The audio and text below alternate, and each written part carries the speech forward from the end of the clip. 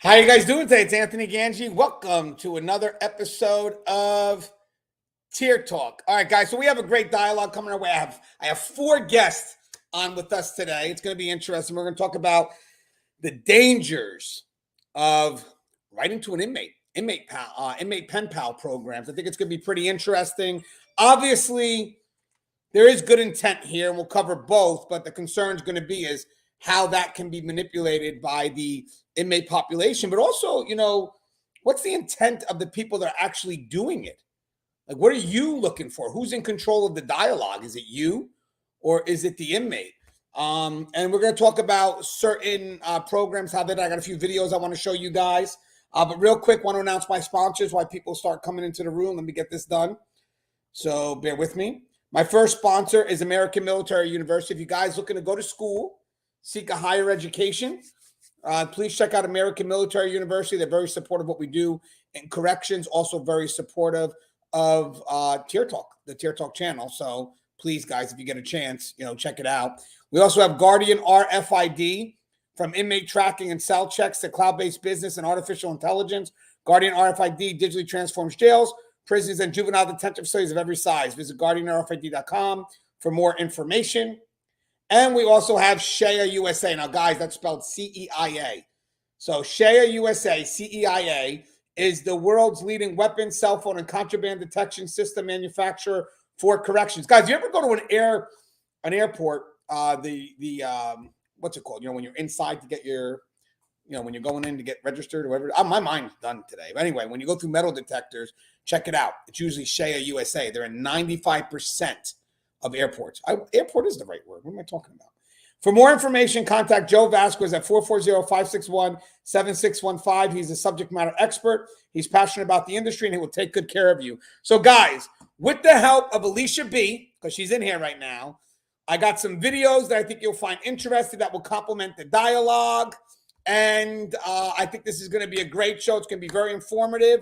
So if you guys are thinking about writing to an inmate, I'm not saying you shouldn't, but please listen to the advice that we're going to provide you from a very diverse panel. So literally everybody here is going to have a role in this great discussion. I already have 56 people and it's growing. So let me bring in my partner in crime who's muted. See, I could have waited. Hold on, Connie. Let me just tell you how much I've changed. I could have waited for you to speak, which I think you may have. Mm-hmm. And then I came out and said that you were muted ahead of time, just to show you that I'm changing in my ways. Oh, my God. I doubt it, but okay. Okay, I want to give some good news before you introduce yourself. Alicia B. hit me up yesterday and said she read your whole book, The Cage, The Cocoon, and she loved it. Oh, that's so awesome. I would appreciate your feedback, Alicia. I've been getting a lot of emails and feedback on the book. I don't talk about it a lot just because, I don't talk about much that I do a lot, but I do appreciate that. Like, I really sincerely do. So as I introduce myself, I am Connie Aline. I am the founder and president of the Civilian Corrections Academy. We provide training to non-uniform staff who work in corrections. I am also the author of The Cage Was Her Cocoon. So thank you, Alicia, for getting my book. And I certainly hope, some of the insights and the tips in there are helpful, because it's not all focused on corrections. It is just how you navigate everyday world. I'm also a criminal justice professor, and, I'm out here just doing what we can to help sort of build the reputation of our wonderful profession. So thank you. I look forward to today's discussion. Hey, Connie, just on a side note, didn't you work at a shelter for women? I did. So I was a domestic violence shelter director for Safe Horizon. I mean, I've done quite a bit of stuff, quite frankly, only because I enjoy working with various demographics and also just challenging myself to see, how I could be of service. And that was probably one of the tougher spaces that I've worked in. I did work on the grounds of Creedmoor for the Institute for Community Living, for those offenders who are transitioning from jail, prison into sort of residential inpatient living, because I wanted to see what that looked like on the other side of things. But definitely exposure in all areas. So yeah, all goodness. And guys, real quick, so YouTube is kind of playing a little games with me. So I'm hoping that when this live is done and I send it out into YouTube, it doesn't do this buffering thing. If it does, it's not the end of the world. I'll just download the video and then I'll upload it directly. But when I do that, if I can get the engagements back, because I'm going to lose the engagements, but I'm pretty sure it should be okay. I ran a couple of tests today, just to give you the FYI on that. All right, so we also have Gary York. Gary York, we're familiar with him. Gary York has his YouTube channel called True Prison Stories. He's a retired prison inspector, and he's going to have some value in today's discussion as well. Gary, you mind introducing yourself?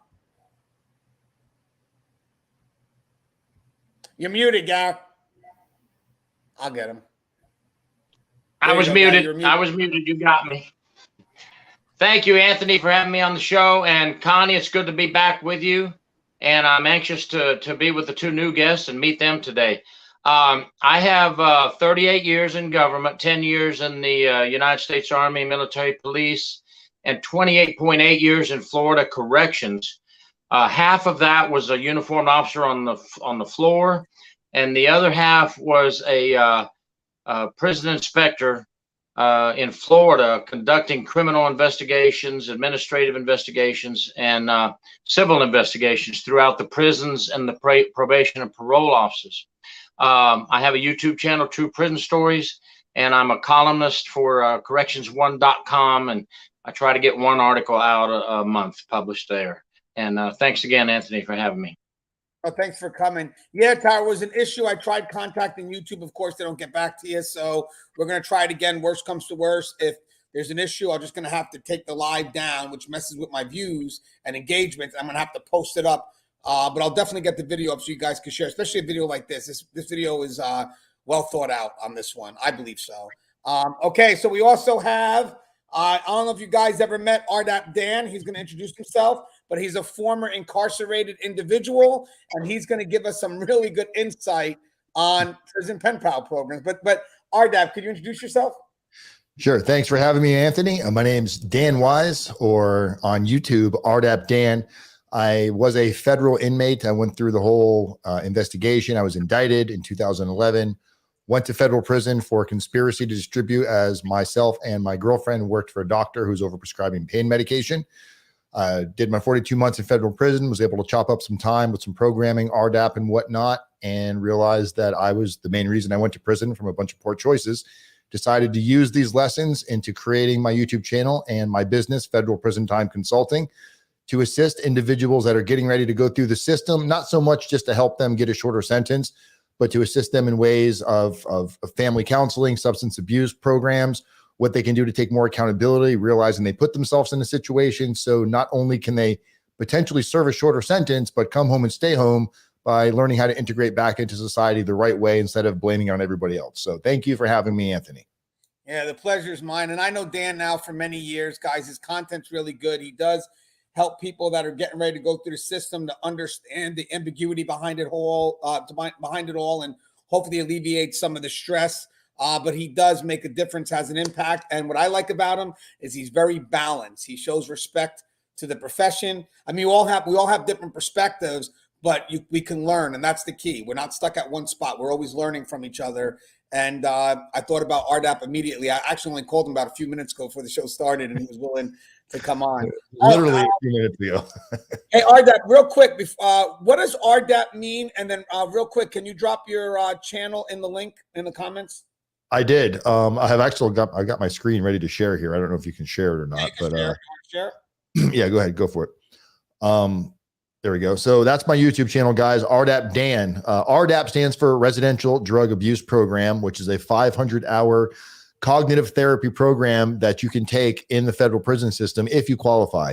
If you had substance abuse problems, whether it's drinking, alcohol, marijuana, prescriptions, pills, as long as it was demonstrated and articulated during the pre-sentence interview, which happens after your plea agreement, you could potentially take this program, which many people are like, I'm going to take this program and get a year off of prison. I'm going to find a way to game the system.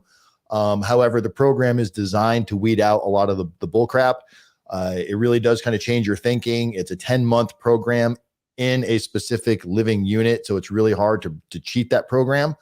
I thought I could cheat the program and realized real quick that if I don't give into this and allow this process to kind of take a chance, that I was going to waste my time. I was able to manage my way, navigate through the program, and it absolutely changed my life, not just with substance issues, but of cognitive thinking about consequences, and realizing that I was probably my number one biggest enemy and most of the reasons why I got in trouble to begin with.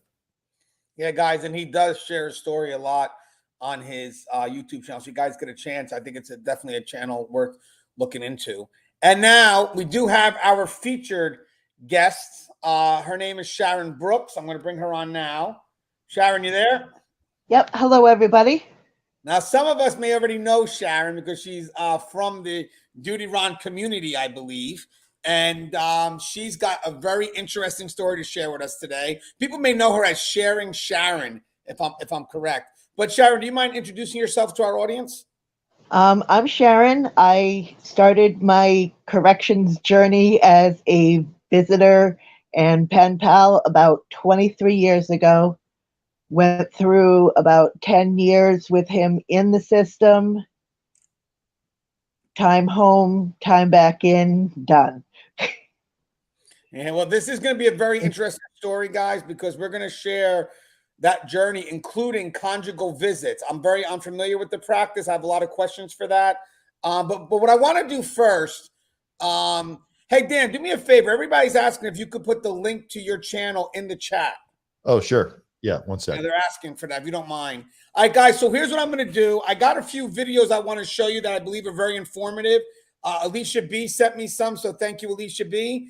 And I also have a couple that I thought would be good that we can just kind of feed off of. But what I'm going to do first is I want to show one quick video, and then I want to hear a little bit of Sharon's story.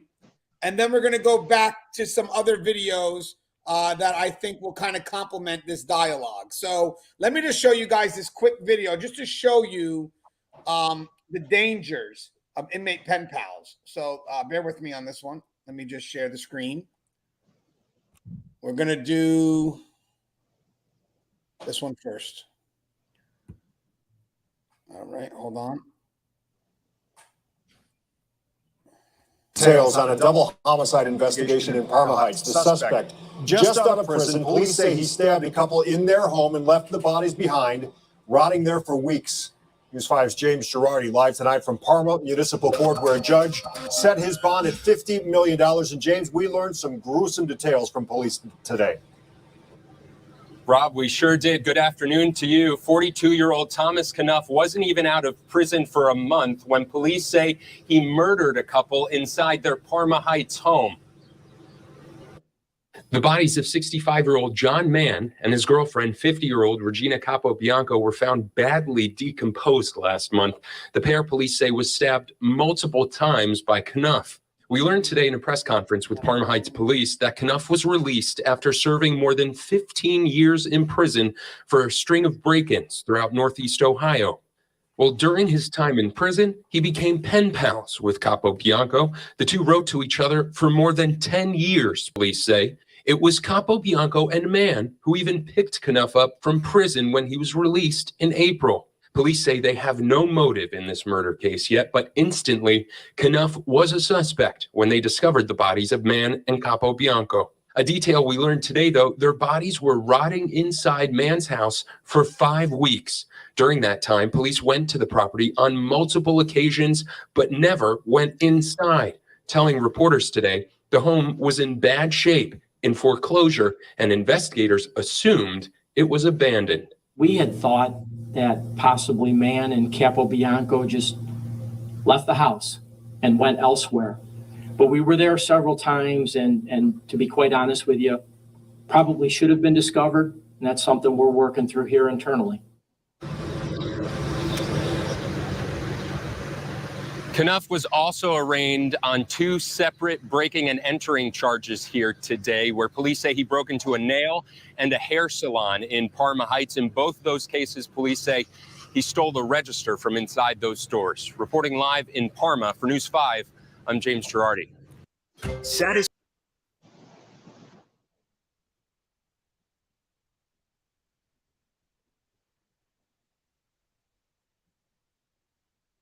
You're not, Anthony, you're muted. Mind you, yeah, I did. I took your advice on that, RDAP, and I forgot to unmute myself.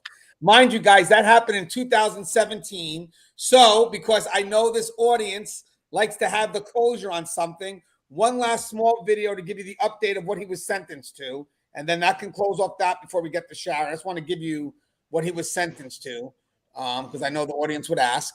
I'm learning every day. So we got it right here.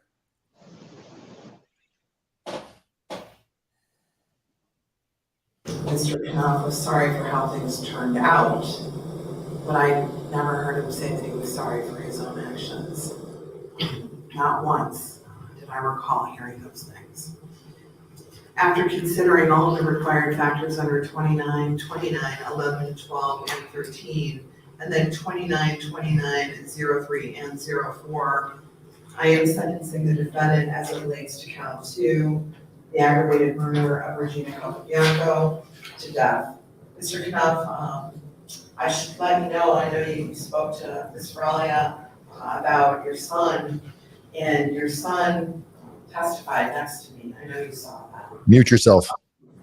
He cried extensively while he was sitting next to me about what happened between the two of you. I can assure you that he did not feel like the state was forcing him to testify. He felt like you put him in this predicament.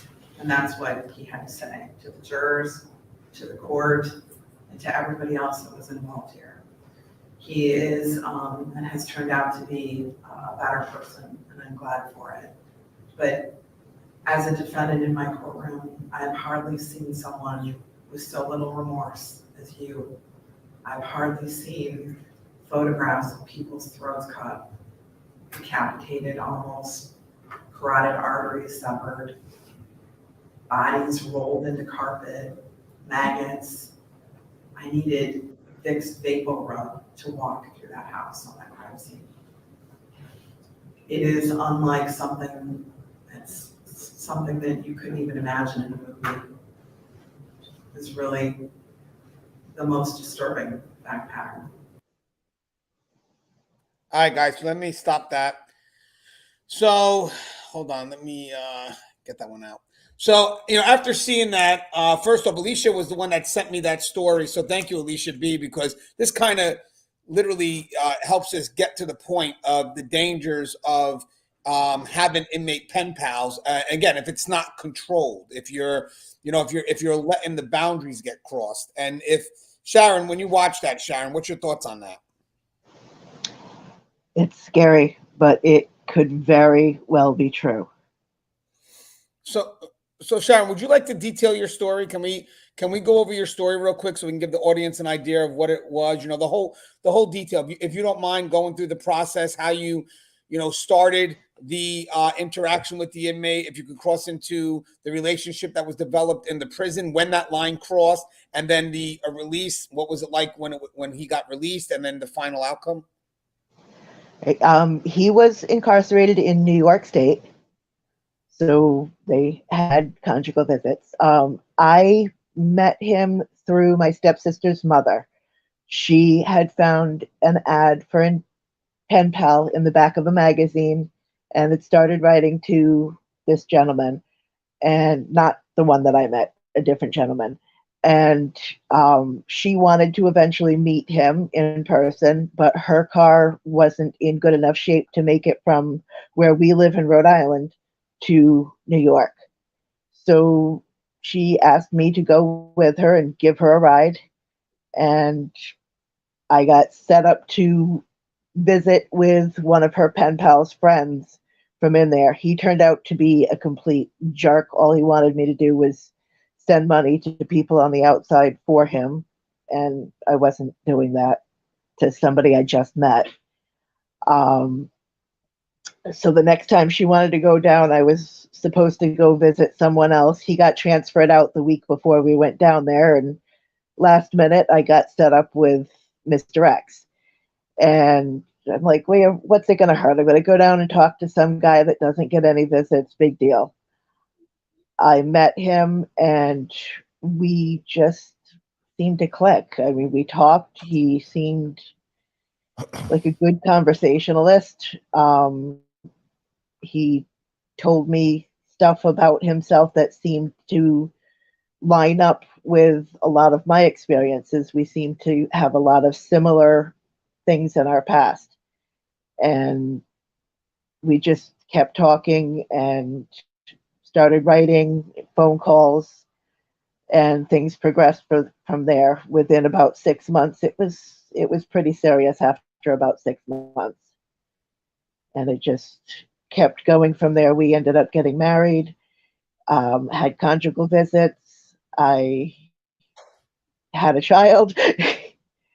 And right before he came home, after about 10 years of writing and talking on the phone and visits and everything, I got pregnant with our second child.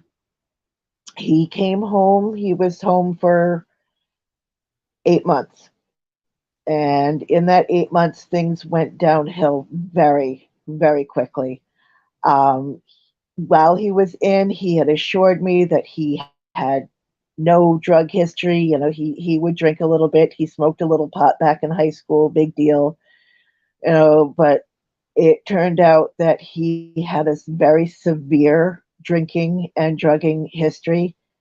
And he got a job within 6 weeks of getting out. He had was working for a company framing houses. He started up his own business doing handyman work. So, you know, he was checking the boxes and seeming like he was doing good, but he was drinking. He started going through first a 12 pack, then a 24 pack, and then just it kept going.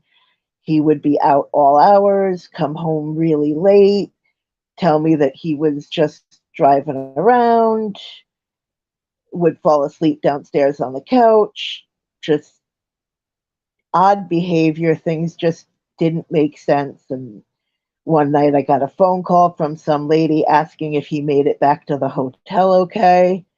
And she told me that he was using, which I had started to kind of figure out, and had finally started talking to his family, who finally told me that he did have a prior history of drug use.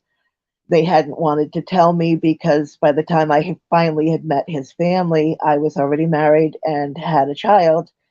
And they were really hoping that this time would be different and he would be done with all the mess. And that wasn't the case. He ended up doing really bad, taking money out of the account, making me give him money, threatening to hurt the kids if he didn't get money for drugs, taking us with him to meet the drug dealer. I finally had enough when he used in the house with the kids upstairs asleep. And when it was safe, the next morning, I took the kids and went down to the police station and had him removed from the house.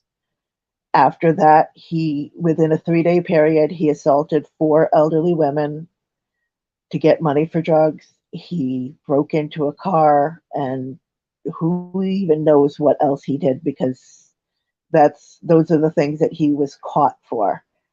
And he was put in serving 20 years with 15 years probation, and hopefully being sent back to New York State to finish up the 13 months for his parole violation, because I don't want him sticking around this state when he gets out. Sharon, I have a few questions I want to ask you real quick before I go to RDAP real quick. Steve Trucker asked, what was the age difference between the both of you? He's 9 years older than I am. Oh, he's 9 years older. And what did he do? His charges were robbery and intimidating a witness. Rob, and now you sent, when we were talking in the car, a couple of days ago. You said that one or two sentences doesn't really explain what they've really done. What do you mean by that? His robbery and intimidating the witness, a lot of it was drug related, and there is no mention in his charges of drug use. And then one last question before I go to Dan. Were you guys married before the conjugals? I want to talk about how that system works, but you guys were married, right? You have to be married to get conjugals. And how long were you together doing this pen pal relationship before you got married? How did they facilitate that in the prison? We were together about 6 months before he asked, and then it was probably another 6 months or so before the actual ceremony went through. So it moved pretty quick. Yeah. Wait, so I want to go to RDAP and then Connie, because I see Connie definitely is going to have some questions. But RDAP, does this shock you? I mean, you were around incarcerated individuals, being a former incarcerated person. I'm learning, RDAP. I'm learning. Please be proud of me. So again, does this shock you, this type of story? No, it doesn't shock me at all. My view on this whole thing is it kind of tends to piss off a little bit of both sides, because I'm considered a traitor from the inmates, and I considered inconsiderate and heartless to a lot of the victims, and neither of those are true. I am sympathetic to inmates that are in prison, but I am not sympathetic to ones that we call them sponsors. There was a lot of guys in prison that would meet people on these various ways, like what Sharon mentioned, and other ways, and really with the main intent of to cipher money, pictures, out of boredom. But there was usually, anywhere from 5 to 10, 15 women that they were communicating with at one time. And it was always a big joke in the prison system. In RDAP, it was a little more scrutiny on that. You could get in trouble for that in RDAP, but you wouldn't get trouble in the prison because you're not breaking any law by talking to people. Now, on the victim side, the problem that I always had with this was a lot of these women this is by no means, I know nothing about you, Sharon, so this is not directed at you at all. It's just there's a common denominator that many of these women come from very broken backgrounds. They're very not trusting of their men. They've been cheated on. They've been abused mentally, physically. So they have a lot of emotional baggage carrying with them, and engaging in these relationships with these men in prison. There's a level of comfort there because they know where the guy is. Most of the conversations are happy. Most of the letters are lovey-dovey until it gets to the point where, we saw that horrific story that Anthony just shared where it ended in, chaos. But I get calls every day from women, not every day, we'll call it once a week. I get at least once a week, I'll get a call from a female that has a loved one in prison. And there's two different types of prison wives. There's like, you've got a couple that's together today, like Anthony and his wife are married. Anthony goes out and commits a nonviolent first type of an offense. He's going to go to prison for 3 to 5 years. It was his wife before he went to prison. She's sticking by his side. He's going to be out in a short amount of time. Anthony's normally lived a productive life, member of society, made a mistake, went to prison for it. There's those types of prison wives, which I don't lump in there because it's a completely different mentality.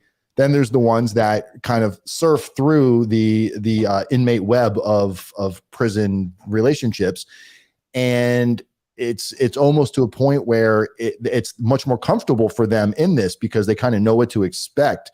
A lot of these women have low self-esteem. They've been so verbally beaten down that this is actually one of the better relationships that they've had because they control what's going on in this relationship until the relationship comes up to a release date.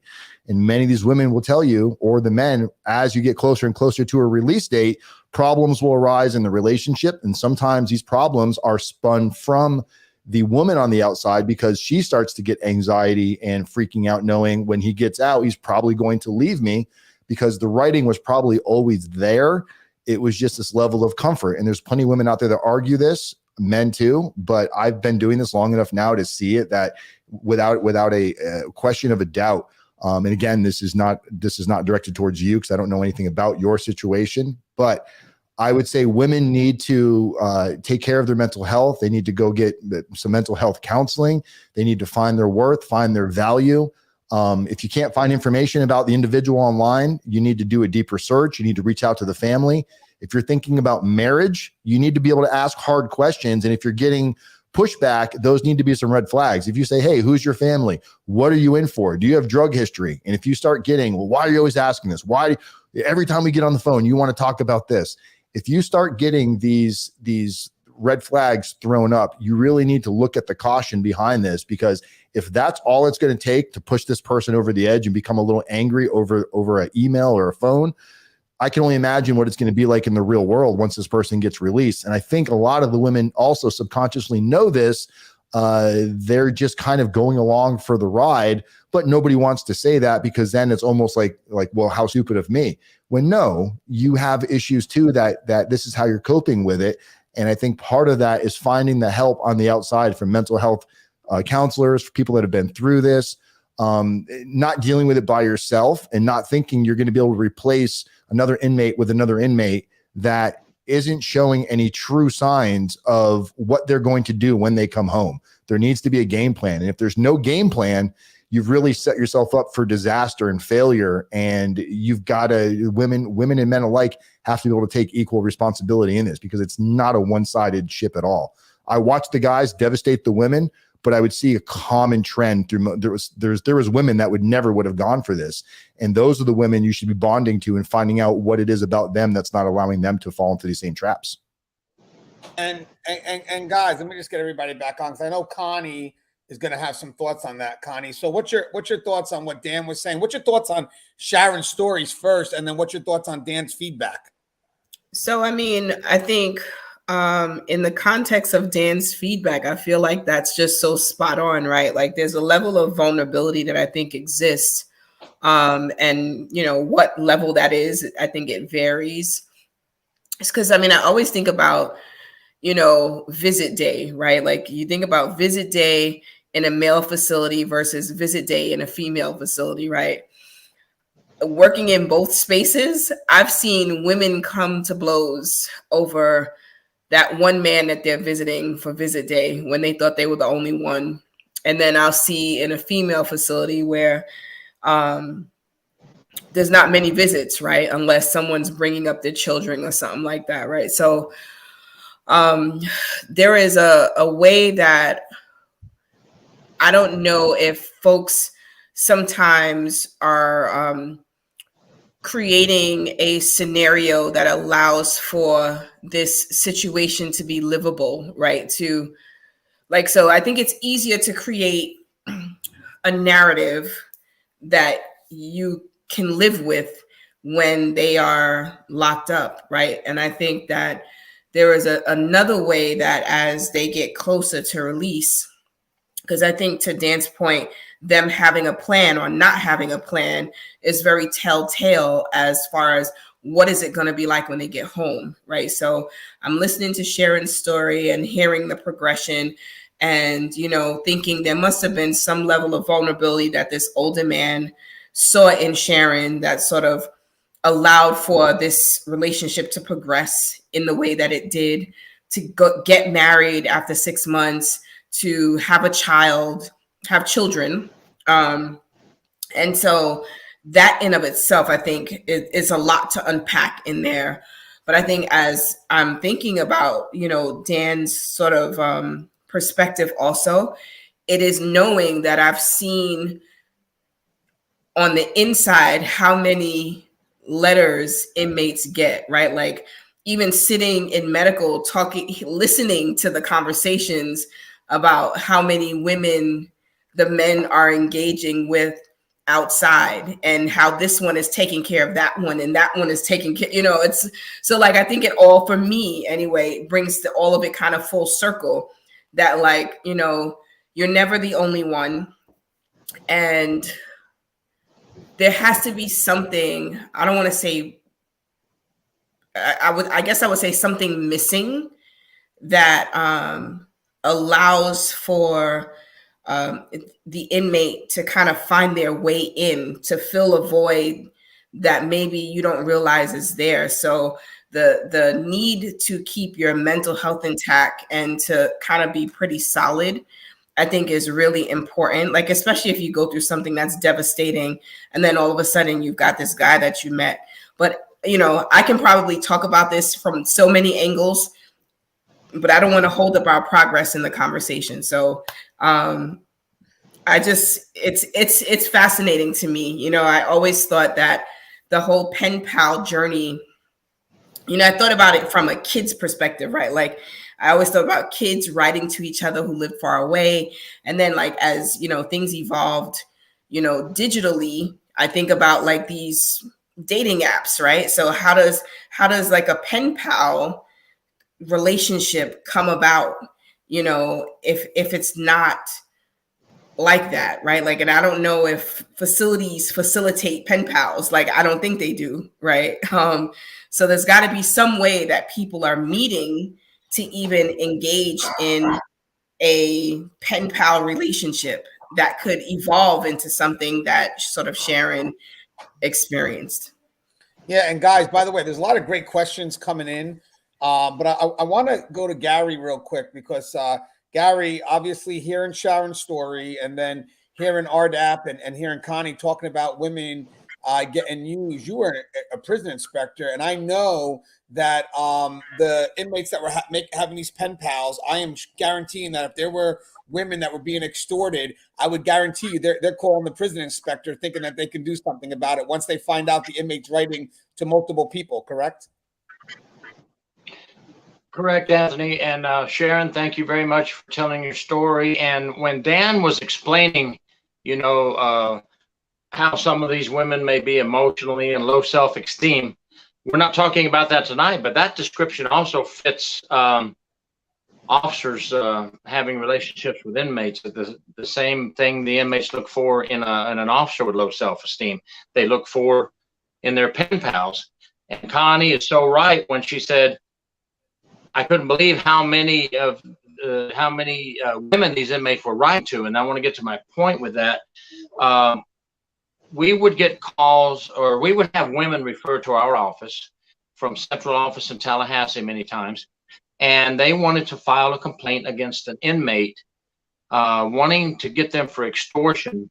And I'm going to stick with one particular case that I was assigned. I was assigned several over the years, but this one was an inmate who was writing about 21 different women. Now, remember, I'm in Florida, but I interviewed women telephonically with their permission from all over the country. One was in Oregon, I remember. One was up in upstate New York.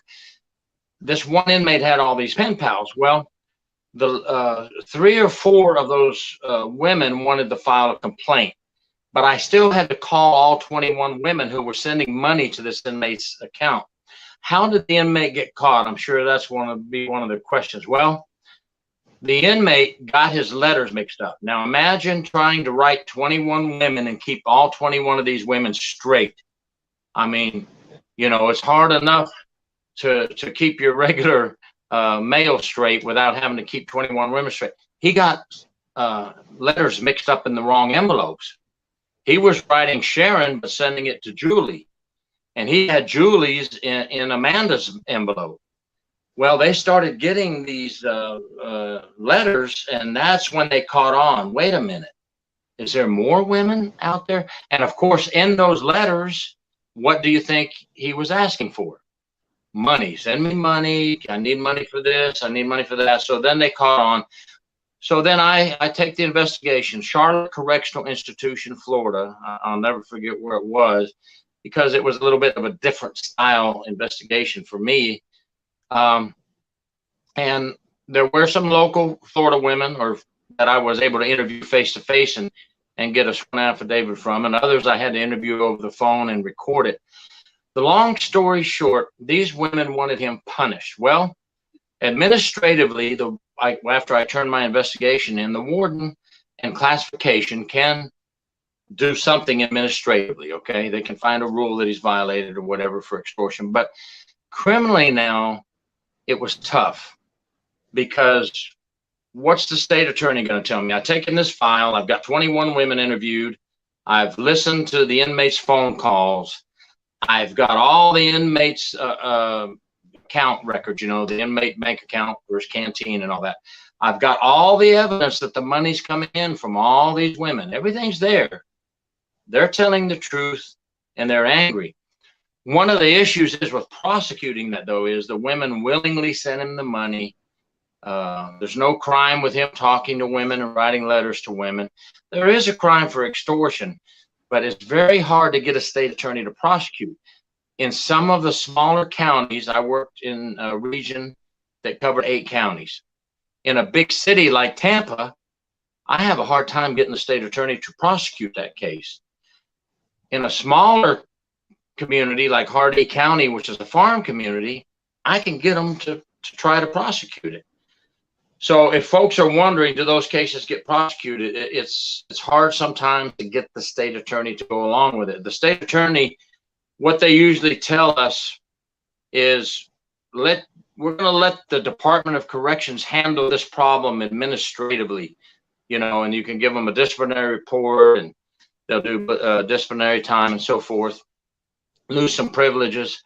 But my personal opinion, I always pushed as hard as I could to get it prosecuted. I think they're extorting these women and not telling them the truth. But for many of you out there now listening, you know that that's the game. That's the game they're going to play, and they want money, and they're going to use a lot of women out there. And that's why, Sharon, thank you so much for telling your story. They try to use people for their gain. Maybe not in every case. You know, I don't know, but I'm sure somewhere out there, somebody has a success story of being a pen pal and marrying a formerly incarcerated person when they got out of the prison. And I'm sure that's happened. But I'm going to guarantee you the majority, 99%, I feel, are just using the people to get monetary gain and for their benefit.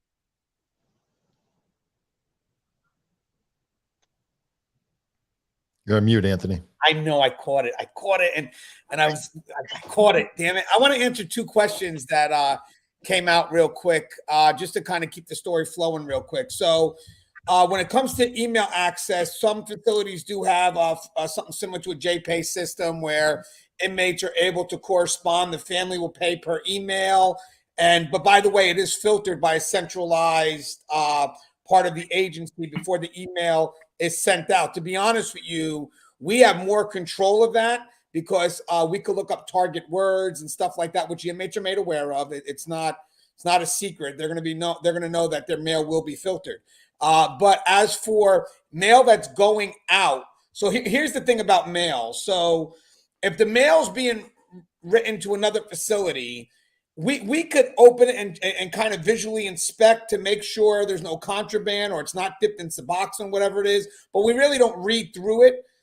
If we do have a concern, we may go ahead and see if these inmates are on a flag list and then send it over to the investigative division, but we're not reading every letter that comes in. All we're really doing is opening it and, you know, just making sure there's no contraband. For legal mail, you will open it in front of the inmate because that's their rights. And then, again, just to dump out, make sure there's no contraband. I want to get that out there because that was a question that was asked. So before I want to show another video, but Sharon, was there something that you wanted to say just now? Because I saw you. Okay, we're good. No, I was just agreeing with you. Oh, I appreciate that. And I want to show you another video now, guys. Just to elaborate on what RDAP Dan said and what the panelists said, I have another inmate, and he hits on something to me that is so powerful. I called Alicia, and I said, Alicia, what's your thoughts on that? And she's like, Gangi, I was thinking of the same thing. Now, again, you guys, you got to listen. This inmate is going to kind of explain what we've been explaining about how, you know, they could be playing somebody. But he says something, and I think it's going to be spot on. And as soon as he says it, I want to hear Sharon's thoughts. But it's basically literally about who you're writing to inside the wall versus who they have become or, you know, become outside the wall. Let's do it that way. Who they were inside to who they become outside. So let me get this video, and I want to show you guys. I think this is a spot on video, so bear with me. Mute yourself. Don't forget. Oh, yeah, I got you, Dan. Dan, I should have you as a moderator, man. Let me see. Let me see. It's I think it's this one. Yep. All right. Yeah, it's this one. Okay, guys, bear with me. I want to talk about starting relationships in prison. Now, I might lose my gentleman's card behind this, you know what I mean? Because I know a lot of the homies is going to be mad at me for saying what I'm about to say. But I got to keep it all the way 100, you know what I mean? I got to keep it real. So I'm going to say to the ladies out there, and even to the fellas out there too, if you thinking about starting a relationship with somebody in prison, I'm going to say be careful.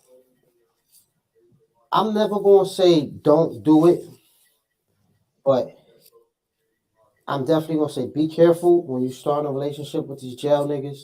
Definitely be careful. And this is coming from a jail dude, you know what I mean? I would never say don't do it because I was there, you know what I mean? So I know both sides of the coin. I know there's probably some good dudes in jail. But you got to remember that prison, the people that's in prison are not there for being quiet boys or good people. A lot of the people that's in prison are there because they did some bad stuff. So with that being said, you take this person that has a criminal mastermind and you put him in a cage and you give him nothing but time. He comes up with, you'd be surprised with what these guys come up with. It's geniuses in jail. But these dudes can be some of the best con artists in jail. So I just would say, like, especially like, unless I'm not saying it like if you knew the person before he went to prison and you decide to start a relationship with him while he was in prison for whatever reason, then that's dope. I respect you. I respect your strength you have for being able to go through that with that brother or sister. But I'm saying if you just meet a person in prison and you don't know them, you don't know this person. You don't know what their agenda is. So you can't go in blind. You have to have your spidey senses have to be on 10 because the sad part is you got a lot of people out here that I don't know if they just looking for love in the wrong places, but they just looking for somebody to treat them right. And then on the flip side of that, you got a lot of dudes in jail that's just looking for somebody to hold them down. And I've seen it many a times, you know. I got countless stories. I know a dude, I was in MacDougal, level 4 security, maximum security prison. There was this dude in there, big dude. I'm not going to say his name because he's a friend of mine and he might feel some type of way. And he might even see this and know I'm talking about him. But big dude, man, found him an older chick. Met her in prison. I'm trying to remember exactly how he met her. I don't know if it was through a pen pal site, but he met her in prison. Older white lady. Lady took care of him. I don't know what he was telling this lady. I used to tell him, like, yo, bro, you must have all the game because she kept his books. She kept thousands of dollars on this man books. He had every new pair of sneakers that commissary sold. He had every Game Boy, every CD. She made sure it was nothing that was sold on that commissary slip that man didn't have. She even went so far as to put in this man's name on her house. And this dude was doing, how much time was he doing? I think he was doing 11. I think he was down 11. But he was about to come home. He had a couple of years left. She rolled the years out with him. put his name on a house, had a whole house remodeled so that he can have a man cave in the house. And this is the thing. When we in prison, we say you strip down to the raw you. You don't have your clothes, your jewelry, you don't have the drugs, the alcohol, you don't have nothing. You so sensitive. You say your emotions is all you got. Your feelings, your emotions, you, the real you is all you got. So a lot of times you might meet this dude and he gives you the real him. And you might be like, this is a lovely dude, you know what I mean? Because he's saying all the right things. He's coming straight from the heart with it. He probably had all day to sit in his cell and just think about you. And as soon as he got that 15-minute phone call, he trying to pour all his thoughts about what he thought about you into this 15 minutes. And while we there, while he's in prison, because I'm a victim also, I can say I've done this also. I can't call myself a victim, but you know the word I'm looking for. But while we're in prison, we saying all the right things, and we really feel that at that moment, you know, because like I said, we've been stripped from everything that we used to having that puts us on the level that we're used to being on. So now we're down here. We have nothing. We have none of that. We have no alcohol, no drugs, no big chains, no clothes, no nice clothes, no nothing. All you get is me. And if that's all I'm going to give you, I'm going to give you all of me. Every 15-minute phone call. But here's the kicker. A lot of times when we come home and we get back to all that stuff, the drinking and the drugging and a lot of the stuff that these kids is out here doing, you're not going to get the real him anymore. Sadly, a lot of us only give the real us when we're in prison. It's crazy, but it's true. So now when this lady took care of this dude, back to my story, this lady took care of this dude for however many years he had left, changed her whole apartment. And like I said, when this was a friend of mine, so I used to kick it with him. So I used to be like, yo, homie, what you gonna do with that when you get home? And a lot of times we got the best intentions, but it's because of the environment, you know, the light has been taken out of the situation. So all we got is the darkness. So all we have is our dreams. And then you give us everything back. Freedom is everything. When you take that from somebody, so then when you give us everything back, it's so easy to forget about those dreams you had when you was in the darkness. So back to my story. He told me, yeah, when I come home, man, I'm going to move in with her. I'm going to do this. I'm going to do that. I had all the best thoughts in the world. I'm like, all right, that's dope. She deserves it. She a good woman. She held you down. Take excellent care of you. Come up here to see you. Bring your kids. Go to your baby mama's house. Pick up your kids and bring your kids up here to see you. She's dope. Fast forward. I spoke to the dude since I've been home now. I left this dude. My level dropped in June of 2018. I left the maximum and went to a medium security prison, level 3. Haven't seen him since June 2018. That was what his plans was with his lady. I go to Carl Robinson. I makes parole. I come home. I'm in this halfway house. So I got homies calling me from jail. One of my homies.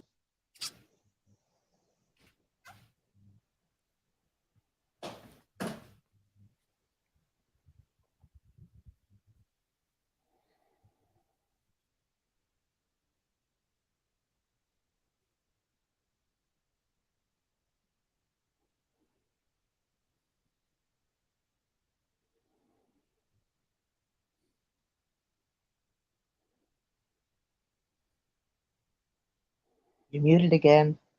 I was trying to type of comment in on here, and then somehow I must have hit the space bar and went offside, but we got the gist of it. I want to answer something. So I do have a video later on that's going to show us how emails are done behind the prison system, but I wanted to get a bulk of that out. There was a key, and I want to go to Sharon first and kind of circle our way through the panel because there's a lot here that I'm sure everybody wants to discuss, but I want to start with Sharon. Now, Sharon, if I can ask you a question, and after you answer the question, you can go anywhere you want to go after that. I just wanted to ask one question.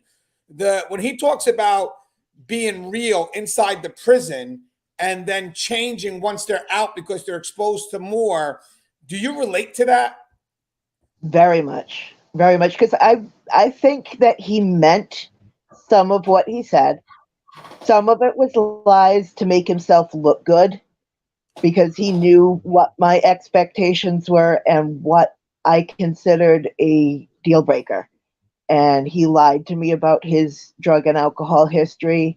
He lied to me and told me his mother was dead because my mother had died. And he wanted us to have another level of connection. And I think he believed half of the stories he told just because he had nothing else. And he had lots of time to make up the stories and think about them. And some of the feelings were real, but some of it was pipe dreams.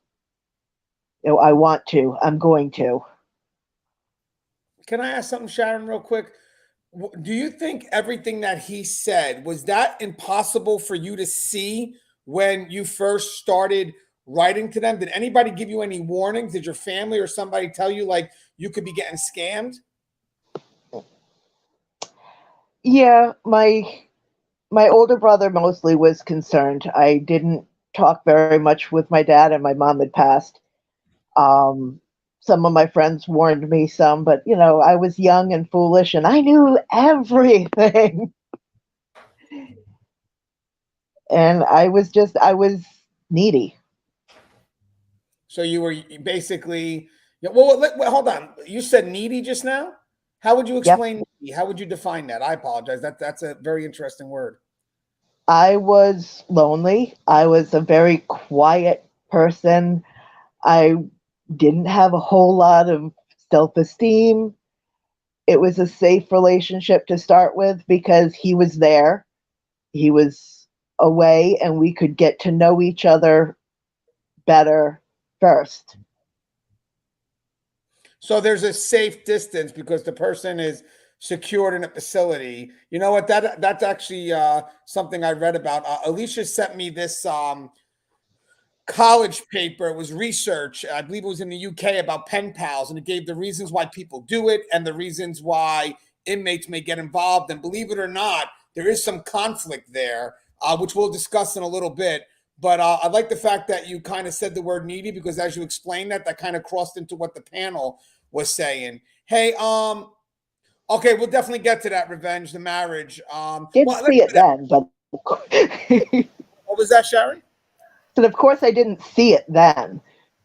Yeah, listen, the key here, though, is that as we share the story, others will get a chance to see it before it happens to them. That's the key. I mean, guys, failure's feedback, but we can learn from that, or we can help others.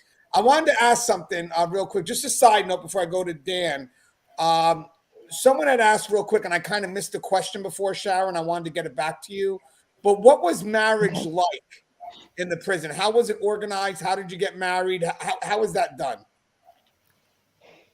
We were in the famous Dannemora. Yes, we got married at the famous Dannemora where the escape took place. They set it up. I had to fill out the application. It got sent to the town hall, I think, and they had a justice of the peace come in. And they actually scheduled and they put us in a little chapel and had a small ceremony in the chapel, which was really pretty. But all right, and then Dan, I know as you were watching the video, you were listening intently. I saw you. I was watching you on the screen. What's your thoughts on first this inmate's honesty, but just overall what he was saying? He started off really well, but then he kind of lost me with the bullshit when he got to we really mean it at the time of saying it. And let me tell you guys something. Those of you that are watching, first off to you, Sharon, hats off to you, because you know you were duped at this point, and I'm sure you see a lot of the red flags that could have been avoided. But just the fact that you're, excuse me, I gotta sneeze. Just the fact that you're sharing this story right now, it's letting other people know that it's not just them, and it might give them the courage to, you know, pull the plug or delete the email address. So first off, hats off to you on that. This guy telling the story, there's a lot of truth to it, but it's also a lot of making himself justifying his actions. First off, his freedom wasn't taken from him. He put himself in prison. Now don't get me wrong, there are innocent people in prison, but we're talking about common here. The common person in prison put themselves there. So this guy is the one that fucked up, put himself in prison. These stories about they mean what they say, they have all these grandiose plans. No, because I remember walking the yard with the average inmate, and I was in a very large compound. So it's not like I was in some small prison camp. I was in a federal security prison, a higher security than a camp, 3,000 inmates. And there was these guys that had these sponsors. Half of it was getting money on their books, which was great. The other half was the clout they would get, talking game, walking around the prison, talking about, oh, look at what I got this girl doing. I got this girl so fooled. I can get her to do anything I want. I bet I could get her to put her mortgage in my name without any real need for any of this. It wasn't giving Gangi anything. He was just continuing to use this. We want to think that we're great manipulators and we're great con artists. We're not. We're just really good at finding people that are really weak-minded, because anybody, and how Sharon is now developing herself and coming into her own and being able to say, whoa, pump the brakes for a minute. Sharon's now being able to identify that these are setups, weaknesses.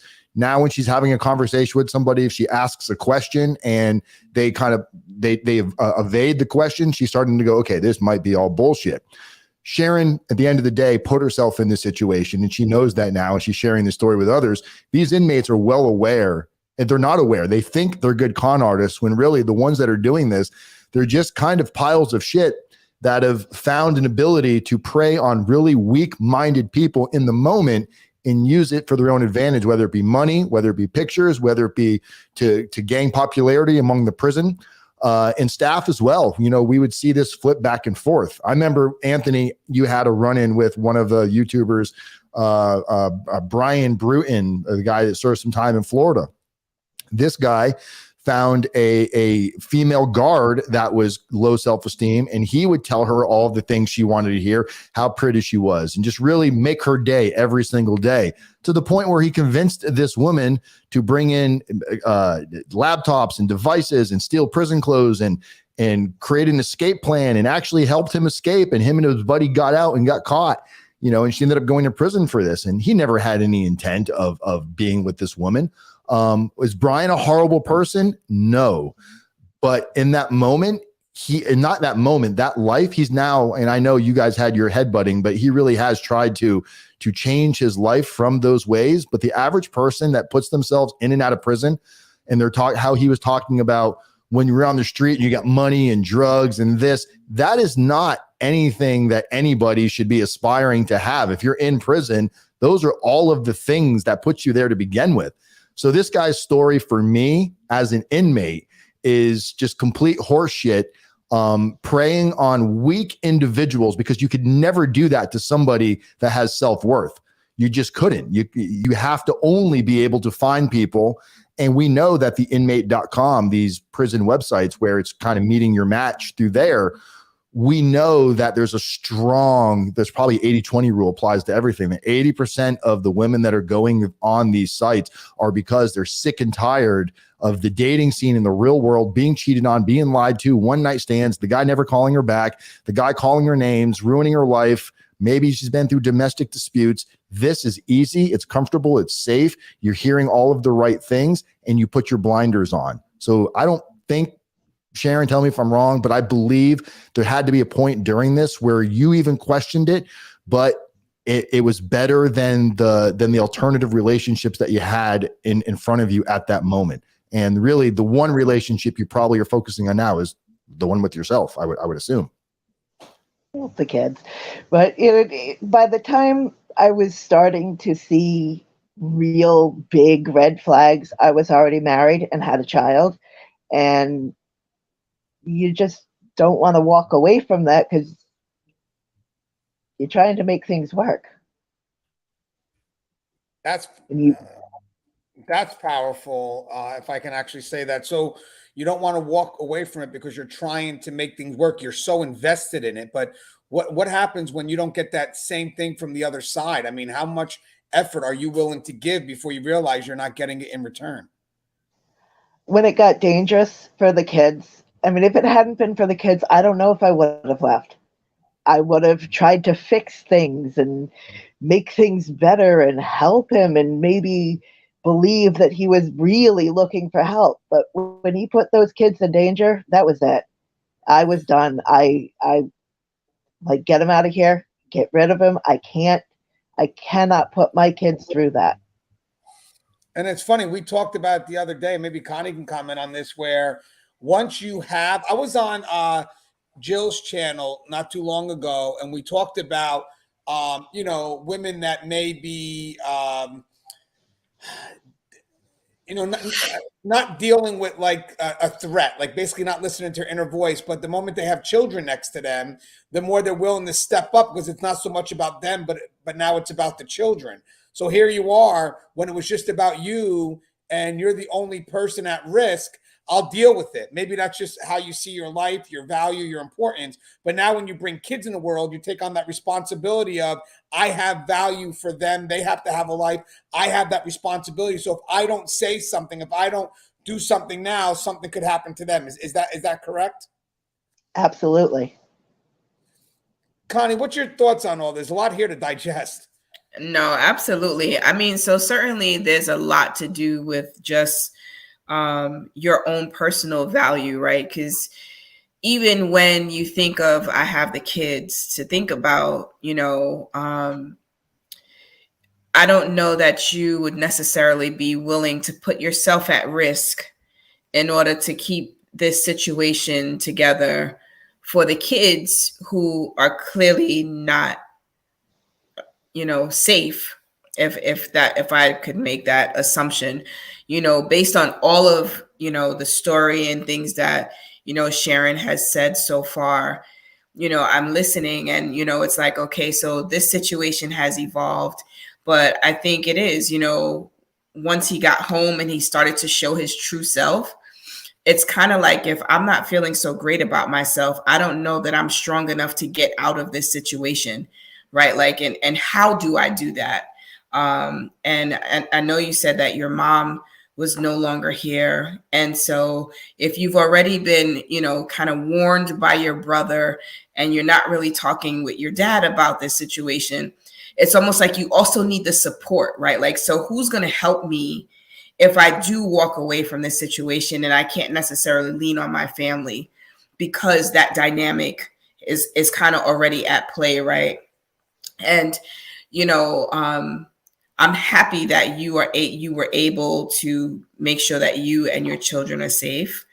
But I think that's one of the things, as women who may be seeking these pen pal relationships and such, you have to kind of play it out. Like, what do you see this happening at the end of the road, right? Like, so right now, yes, it's safe, it's convenient. He's going to tell me all these wonderful things that I want to hear right now because he's inside. I'm listening to this dude tell his story. And, I'm thinking to myself is, okay, so you're saying that, is it that the thought process is once inmates come out, they're going back to the life that they knew, right? And so as the person who is a possible pen pal, you have to bear in mind that this guy is letting you know, when we get out, we want to get back to what we knew. And that's not necessarily you, right? And so it's kind of putting all of this together to really be able to see that, yes, you have these situations that look so rosy and wonderful. I've seen a few weddings in prison, and women actually come in with wedding dress on, right? Like, this is, the best day of their lives. And all I think about is, okay, so when this guy comes home, what is the plan, right? How is he going to be integrated into your life? Is he coming home for you to continue to do all these things that you've been doing for him while he was in prison? Or is he coming in to sort of help your life be better once he gets home? right? And I think when there isn't that conversation about what that's going to look like when you get home, it's even a bigger fear as his release date gets closer. Because now that you're going to be coming home, I'm thinking, okay, like, so this is another person that you're going to have to take care of. What is that going to look like? How long are you going to be taking care of this person until they get on their feet? And I don't know if sometimes, you know, folks aren't necessarily thinking about, you know, that period, right? Like we think about like reentry initiatives and what are some of the challenges, right? And most of the time it's they can't find employment. That is a big issue. And so knowing that this person is going to come out probably challenged in finding employment, the thought has to come like, so at some point, they're going to go back to what they know. And if it was the drugs and if it was the streets and whatever else they were into, like that's also bringing that into your home, right? Which will probably bring that cycle right back to where you first started. So, you know, I am appreciative of you, Sharon, coming on and really sharing this story. But I think as other women who may be entering pen pal situations, I think they want to be able to consider and know all of the possible outcomes, and they're not all rosy and beautiful. You know, I wanted to ask something that Connie mentioned. I thought that was really important. I wanted to ask you something, Sharon, if you don't mind. But wait, would you first like to comment on what Connie said first? I apologize. Well, he had a plan, and he came home and he started that plan partially. I mean, he got a job within 6 weeks. He came home. He was fixing stuff around the house. He, you know, took our son out to play ball.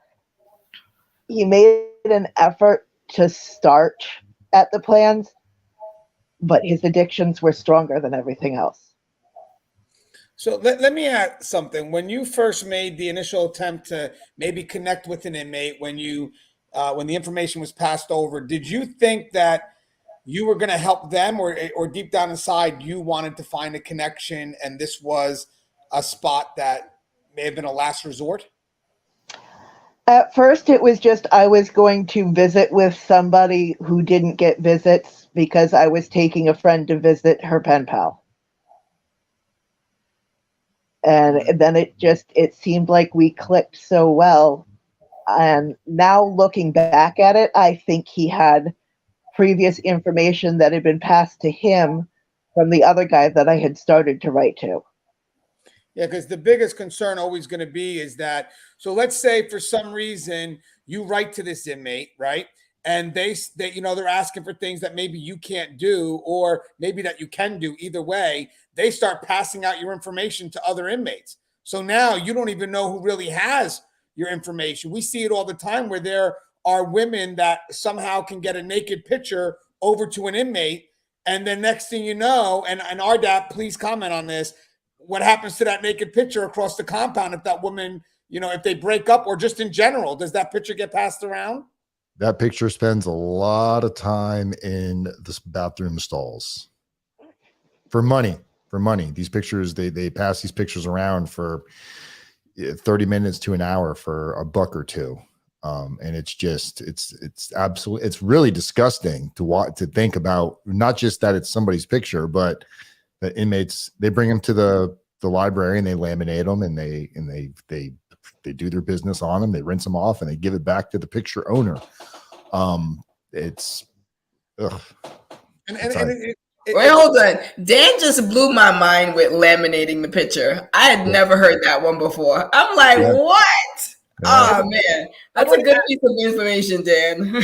I mean, it's a good business. People that sell these pictures to the inmates, they'll find ways to sneak pictures in, whether it be through correction, whether it be through hiding them in books, and there'll be little pictures. The pictures sometimes they're literally thumbnail pictures on one sheet of thumbnail pictures that somebody will buy for $20 off the street, and then they'll cut out little tiny I'm not even kidding. You'll see guys take like a picture the size like 1 inch by 1 inch into the bathroom. I'm like, really, there's nothing better in your memory bank. That 1 inch by 1 inch picture is going to beat whatever's in your mind right now. You know, I never understood it. It was never, maybe it's because I was considered a short time, only having a 42-month prison sentence. But I never understood the mentality, but I also didn't understand the mentality of like, you know, again, I feel like this is an opportunity for you to share, not just share your story, but to really kind of like relive some of these things. Like when you said, when he brought the drugs to the house, that's when you were like, that was enough. And other people that look at that and go, wow, I can't believe it got that far. You know, you gotta hear what they're saying and think about it from their perspective of saying, but you knew he was doing it. And any day, one of these drug dealers could have came to the house looking for him. You know, there's just a million. You're one of the lucky ones that got out, because you very well could have been that guy on the first video that Anthony showed. And it didn't even have to be from the inmate. It could have been from a drug deal went bad where they found out, followed him home, and you and the kids are home. You know, it's like, my question to you, and you don't have to answer it right now, think about it maybe, so you put some thought into it, is from what you've been through, what would you do different? Because I'm not saying, I don't think the answer is nobody should talk to an inmate. I saw a comment in here, 99.9%. No, not 99.9% inmates are all bad. The bad ones are the ones that take the spotlight for sure. But the question is if you know that's out there, and maybe you're attracted to inmates, there's absolutely nothing wrong with that. But the question you have to ask yourself is, what have you learned from it? What will you do different? And how would you tell somebody else that's going to be, hey, look, I get it. You got some bad stuff happen to you, but I'm going to go talk to inmates. What are some parting words you would give to them so they don't follow through the same footsteps? Because the answer is not just like, you chose to get married with a guy that was in prison and whatever the reasons were, but somebody else could have said, well, why not say, hey, we're going to get married, but we're going to wait till you get out? Is it just for the purpose of conjugal visits? Like what was the advantage of being married? And these aren't questions of judgmental. These are my own curiosity, is why marry the guy while he's still in? Why not make him wait till he gets out? Like what was there? Was he pressing the issue, or was it a mutual idea? But it was mutual. It was mutual. That I thought I had feelings. I did have feelings. My clock was ticking. I wanted to have kids. That was part of it. You know, the conjugal visits, to be able to have kids, and I wanted a relationship. I wanted to be, I don't know.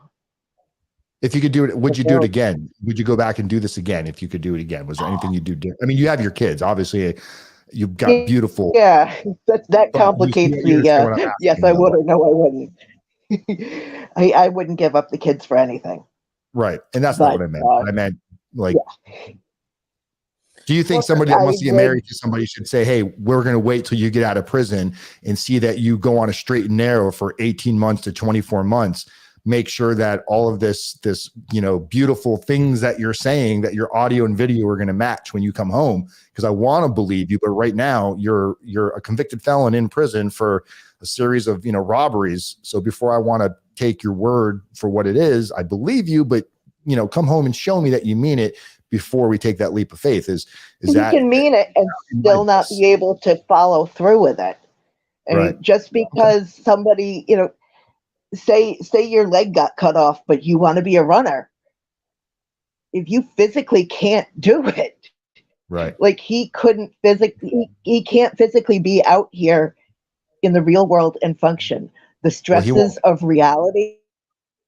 He won't make the choice. He can't deal with them. Not willing to deal with them. And I'm a big proponent of not allowing somebody to, not you, but him. I'm not going to allow him to blame it on, well, I just can't. You're not willing to. When people say, I heard Connie said a few minutes ago that getting out of prison is really finding a job. It is, but a lot of these guys that are finding jobs, what they were used to making from the illicit world isn't something they're going to make in the real world doing an honest job. So it's not that they can't find a job. They're going, well, I can only make, I'm not going to go work for $30,000 a year. Are you fucking crazy? I'm going to go gangbang and rob and shoot up and white collar people to death. These are choices that they make. It's not an excuse for not finding a job. It's a blanket excuse for blaming this. The system broke me. It's all the system's fault. Prisons don't teach recidivism. Prisons don't force recidivism because you're a fucking adult. If you want to take the adult classes and take RDAP and take classes that are going to better yourself, they're there. but the warden's not going to come in and go, you didn't go to school today, and you get out. You have it just never sunk in. Yeah, you know what's unique about that too. When you look at this thing that Alicia sent me today, one of the things that the inmates were looking for in a pen pal was a resource and just to feel connected to the outside, but it hasn't defined what that really means. Are you just want to connect someone in the real world, or do you want them as a resource? Like, as we talked about before, a sponsor. I do want to get to Gary's thoughts real quick, but I want to show, because now we're crossing into this other part of the dialogue where, for me, I feel how they're advertising this pen pal system looks like it's a dating system. And now this is where we're going to get to the part where you have to be aware and corrective measures. So I want to show you guys two videos. One is really quick, and then the other one is a little bit longer. But guys, the first video, I want you to know, was a series of videos that went viral on TikTok, which opened up this whole window for pen pals in prison. So let me show you this one first. This one's a minute. I think you'll find this very interesting. I think it's this one. Let's see. And I apologize for the rant. Oh, that's all right. Let's see. Hold on. That's not Nope, right. you're right. Hold on, guys. That's not the right one. Let me stop that one. It's the wrong one. It's the other one. Hold on.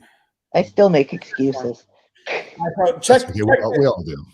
So, guys, this is the one that this started like a trend. So I want to show you one of this woman here. Watch this. Look how happy she is. She has no idea who she's writing to, but look at this. Right, so lockdowns had me really bored. So I found this website called writeaprisoner.com, and you can literally just like browse through a load of inmates in prison all over the USA. You can see all the pictures, what they were incarcerated for, and all that stuff. So it's a bit like Take Me Out. So I chose this guy. And then basically the website reviews your message, and then they are supposed to email you a link to an app where you can start messaging the prisoner on. So anyway, like 2 weeks went by and I didn't receive anything back, and I thought, oh, it's probably just not worked or whatever. Anyway, I checked my email half an hour ago and received this. So I've made an account and I'm going to message him. Right, so lockdowns had me really bored. So I found this website called guys, let me close that one off. And you can literally just like... So first of all, I just want to show you how happy she was, but now that made me interested. I was like, you know what? I want to know a little bit more of this program. So now check this out, guys. This is the video that literally, to me, pen pals should be, you know what, maybe anonymous. Let's help out the person. And maybe you don't even know who you're writing to. Me and Alicia were talking about, it's like giving money to a child in Ethiopia. I'm giving out money. You decide where it goes, and that's the kid I get. This case here is people are picking them, but watch how this is done. To me, this is more of like a dating site. But you guys tell me. And then we'll start with Gary first, in all fairness, because I didn't get a chance to get to him yet. Okay, so check this out, guys. It's this one. Hi there, my name is Megan, and today I'm going to be teaching you how to use the website writeaprisoner.com.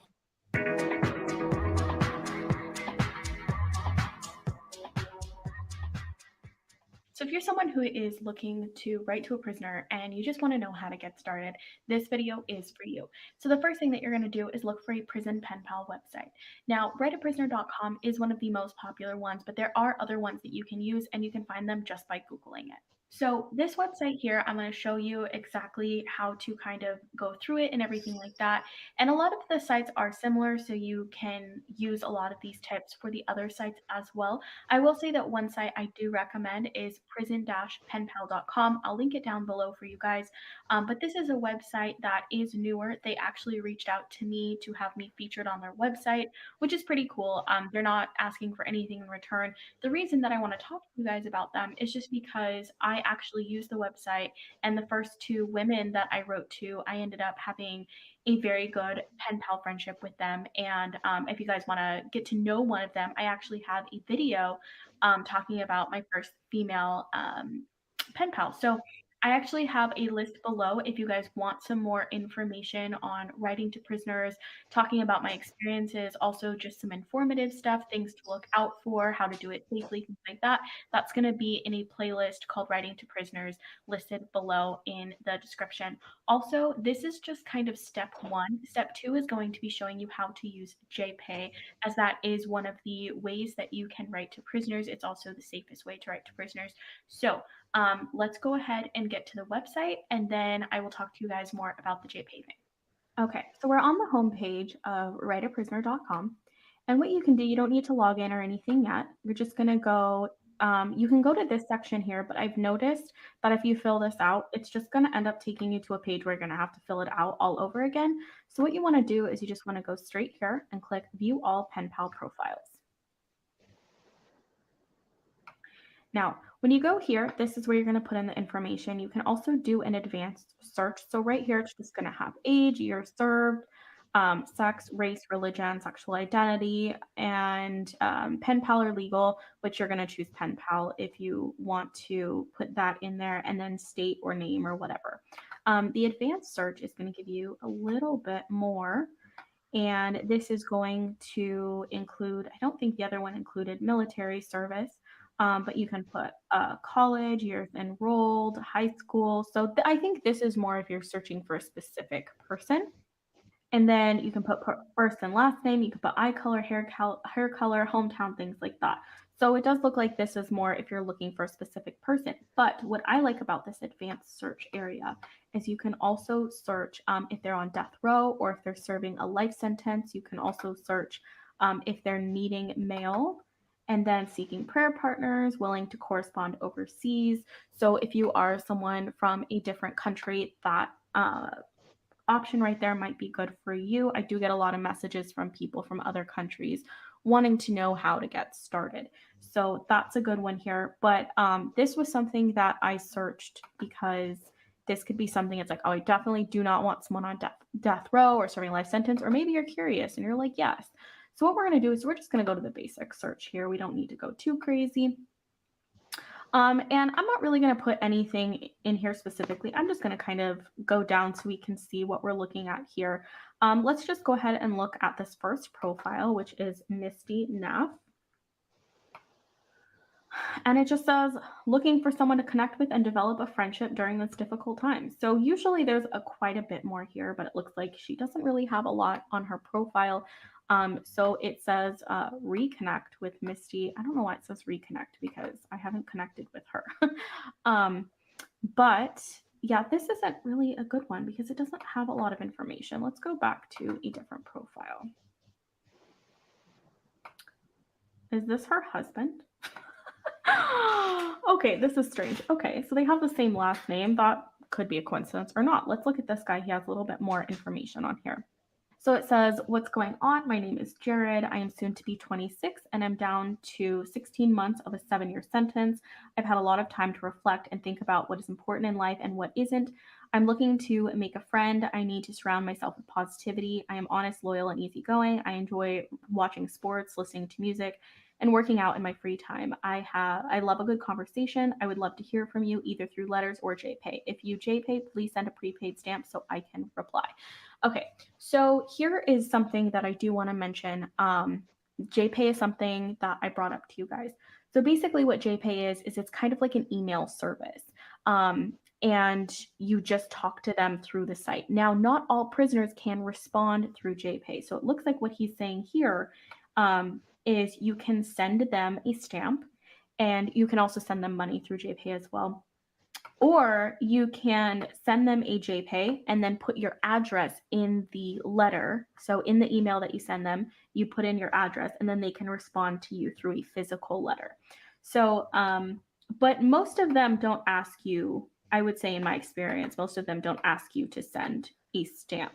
So if that's not something you're comfortable with, you don't have to, or you can. It's completely up to you. We're going to talk about JPay a little bit more later, but that's something that you definitely want to pay attention to in these, because not all of them will tell you that they can respond through JPay, which sucks because it's like, I don't want to send my address to a prisoner if they can respond through JPay, because then they have my address for no reason. So And then sometimes people send it not knowing they need to send their address because they're like, oh, it looks like they have JPay, so that must mean they can respond. That is not always the case. Now we're going to go to this about Jared part. So it says astrological sign willing to correspond outside of the US. He says no. Photo verified by writeaprisoner.com. Yes. Birth date. So it says his birth date, his eyes, hair color, hometown, marital status. Okay, so it's not that guy's husband. Maybe they're brother and sister because it says single. It says his race, his religion, seeking prayer partner, seeking help, legal help, sex, sexual identity, and then let's see. And so from what I understand, the way that these profiles work is typically a loved one will purchase this. So these sites are not run through the prison. These are run through a third party. And so what it means is that this information is not necessarily verified. So when we're going to go look at this person's crime right here, I want you to know that you still need to do your research. Okay. So it's important to know where their hometown is. And so we know the state is Ohio. So what we're going to do is we're going to go research this person and make sure that this is the correct crime. I have had an incident where the crime that was listed was not the crime that this person committed and why they were in prison, and it ended up being a lot worse. That video is also in my Writing Letters to Prisoners playlist if you want to check it out. This is, so if you want to write to them through mail, so this is the information, which doesn't even give you all of the info. Oh, it says log in or register to view full address. So you'll be able to do that. Also, this is another thing. It does say if you want to write to the prisoner, it says be at least 18 years old. I have had minors ask me, and as much as I want to say like, no, you have to be 18. I wasn't sure that you did have to be, but good. It does say you have to be 18. So if you are a minor, please do not write to a prisoner.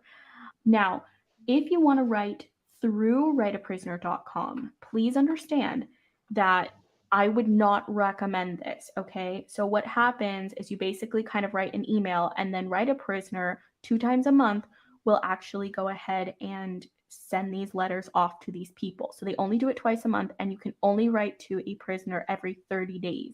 Also, when you send that, you have to sign up with your address, your email, and they give you an option to upload your photo.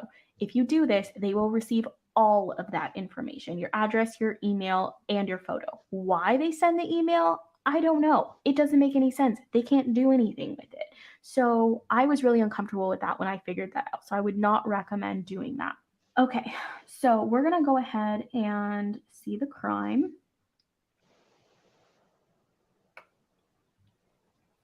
So it's going to be right here. Incarcerated for discharge of a firearm at a, why does it say at habit/school burglary? I don't know what the habit part means, if anyone knows what that means. Okay, let's see if this will show us anything. Okay, so that does look like him. Here we go. Okay. Offense, discharge firearm at whatever, habit school.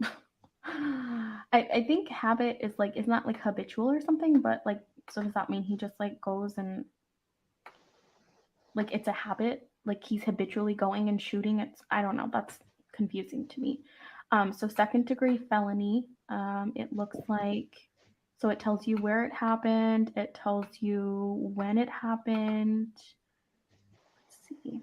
And there was also a burglary. And then it just says 7 years. So this doesn't really give us like I'm looking for like an article, you know, that tells us a little bit more about what happened. And I'm not finding that, and I don't like it.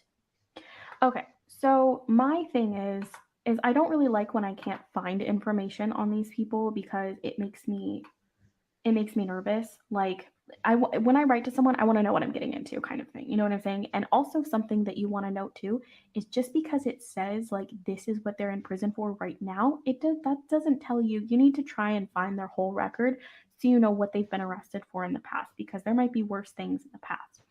Now, also, let's see. I mean, we know that that's what his crime is. At least we know that's accurate, but it doesn't mean that, like, I still want to find an article. I want to know the circumstances. And it's not even something that you have to do. I would just, for me, I feel more comfortable researching and making sure that's at least the crime that they're in for.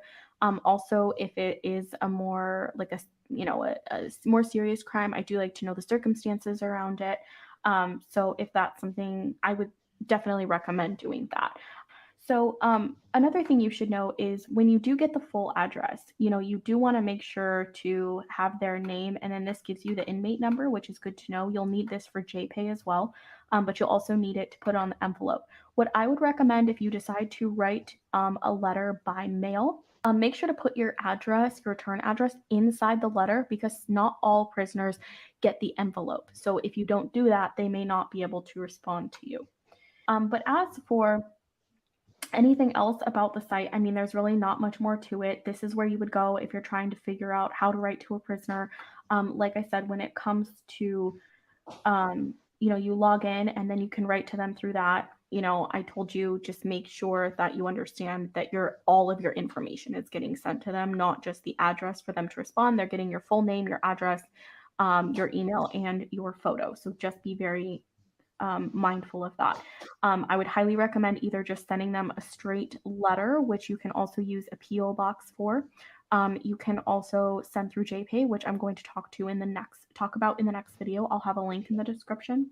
Jmail is also something that I currently have heard about. We can look at that real quick, but Jmail is basically a great place to go if you are someone that lives out of the country, or maybe you can't do a PO box for some reason. This actually provides, it's like a virtual PO box. So basically you would use their address as your return address. And this is a US location.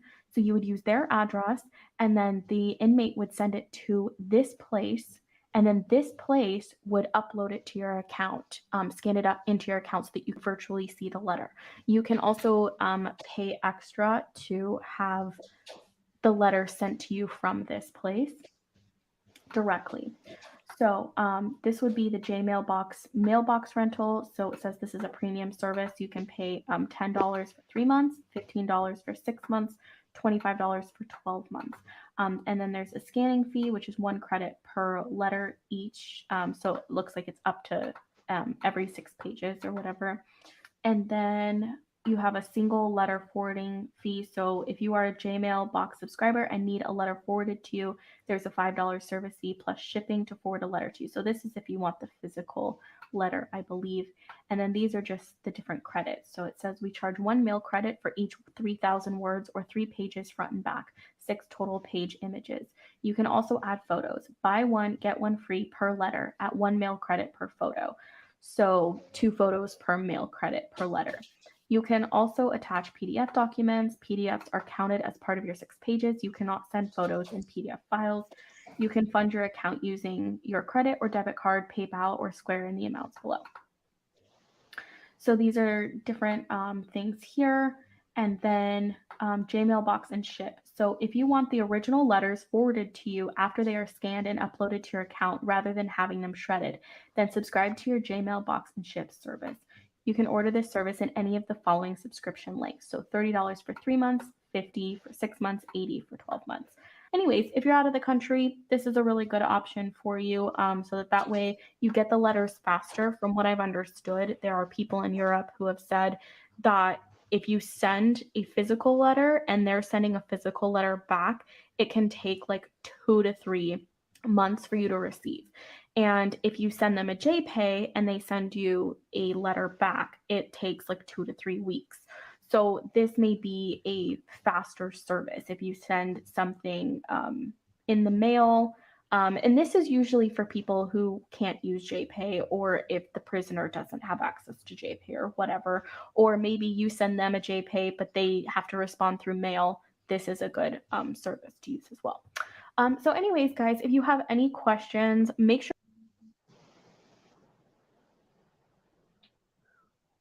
All Right. So I want to go to Gary first, and I do want to go to Connie. The only reason I want to go to Gary first is we missed him on the last go around. But I want to add something first, guys. You got to remember something.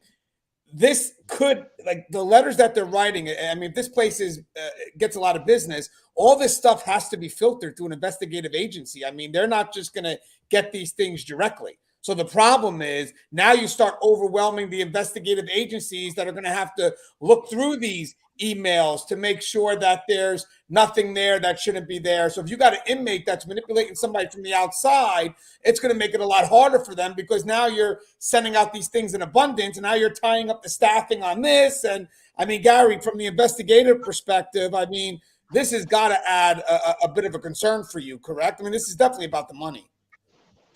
Well, first of all, wow, on that video, a training academy for pen pals. And you know, I understand that they need to know how to communicate through the JPay and all that. And but the bottom line is, you know, they got to know that JPay so they can send that money into those inmates who need that money so desperately for their interactions within the prison or the jail.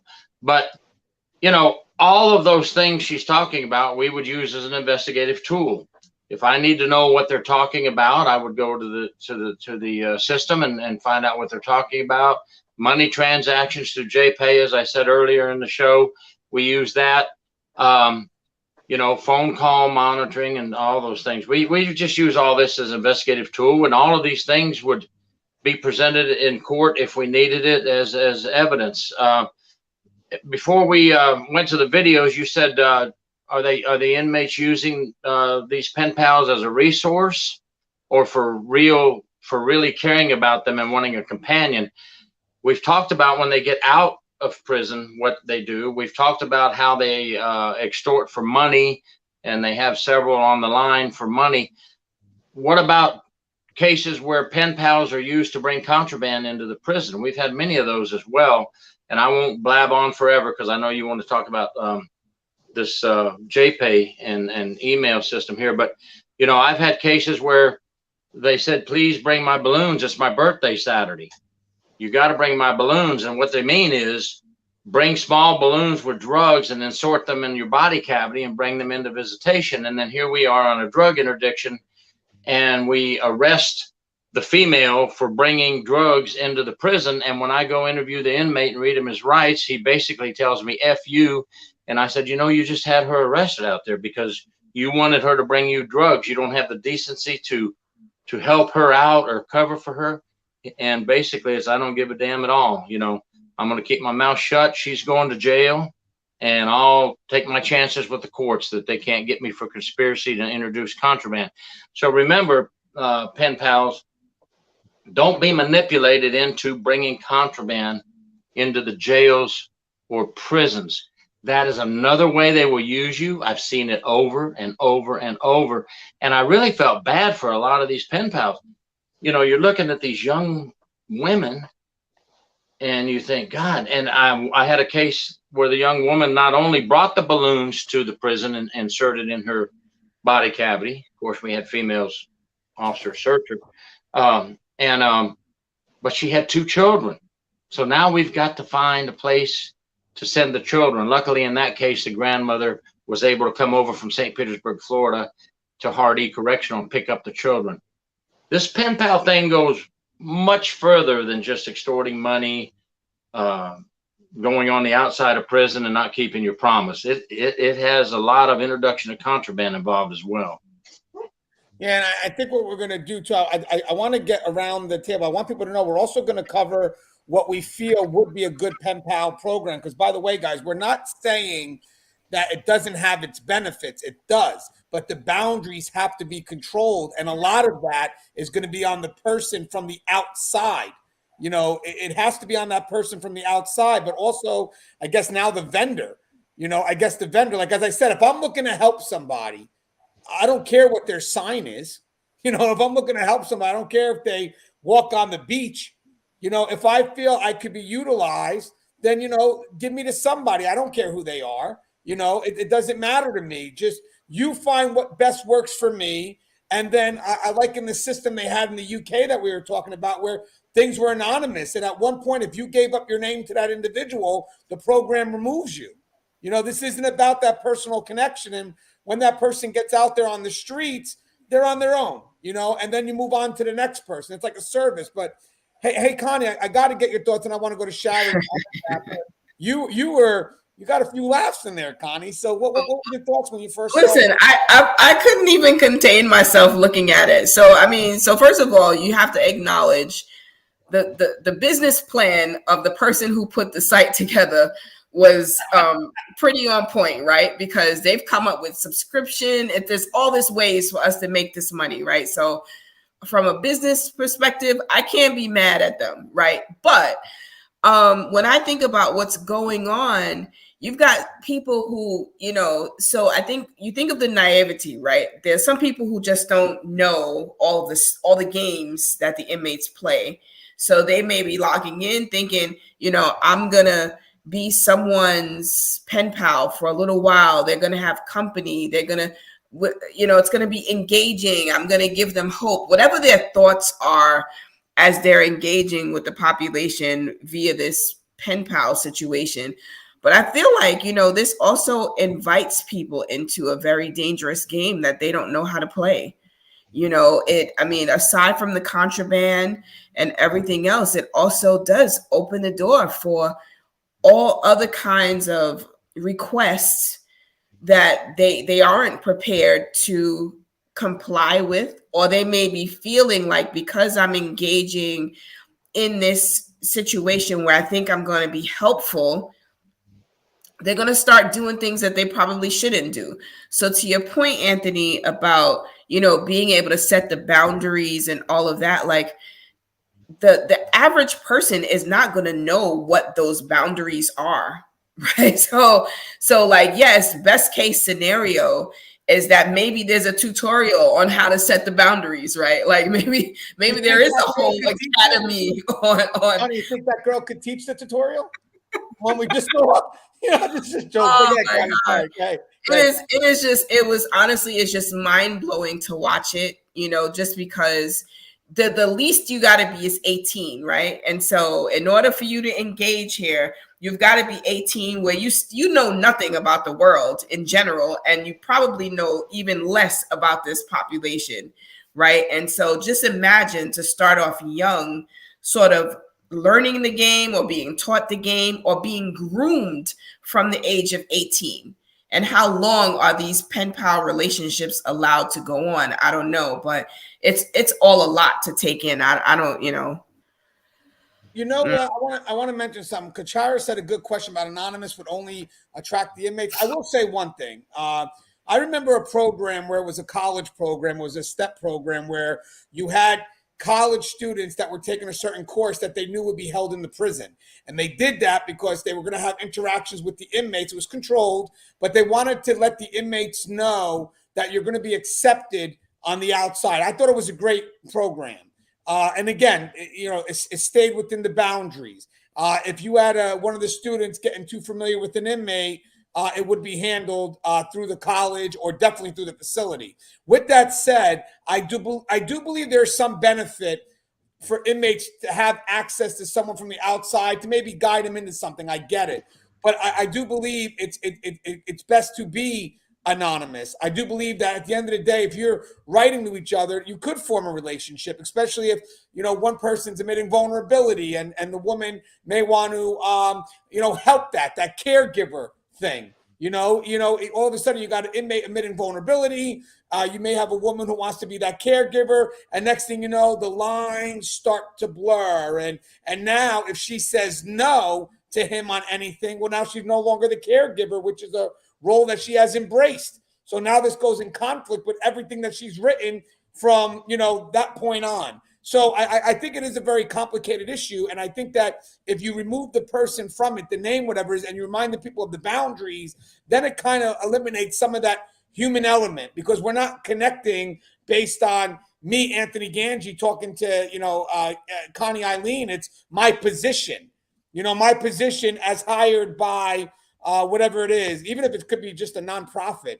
Hey, Sharon, I want your thoughts, and I want to go to RDAP after that. What's your thoughts on a website like that, knowing that you've been through this now, and now having this website that now is advertising, making money off this? I mean, how does that strike you? It's always been around. They've had some kind of something around.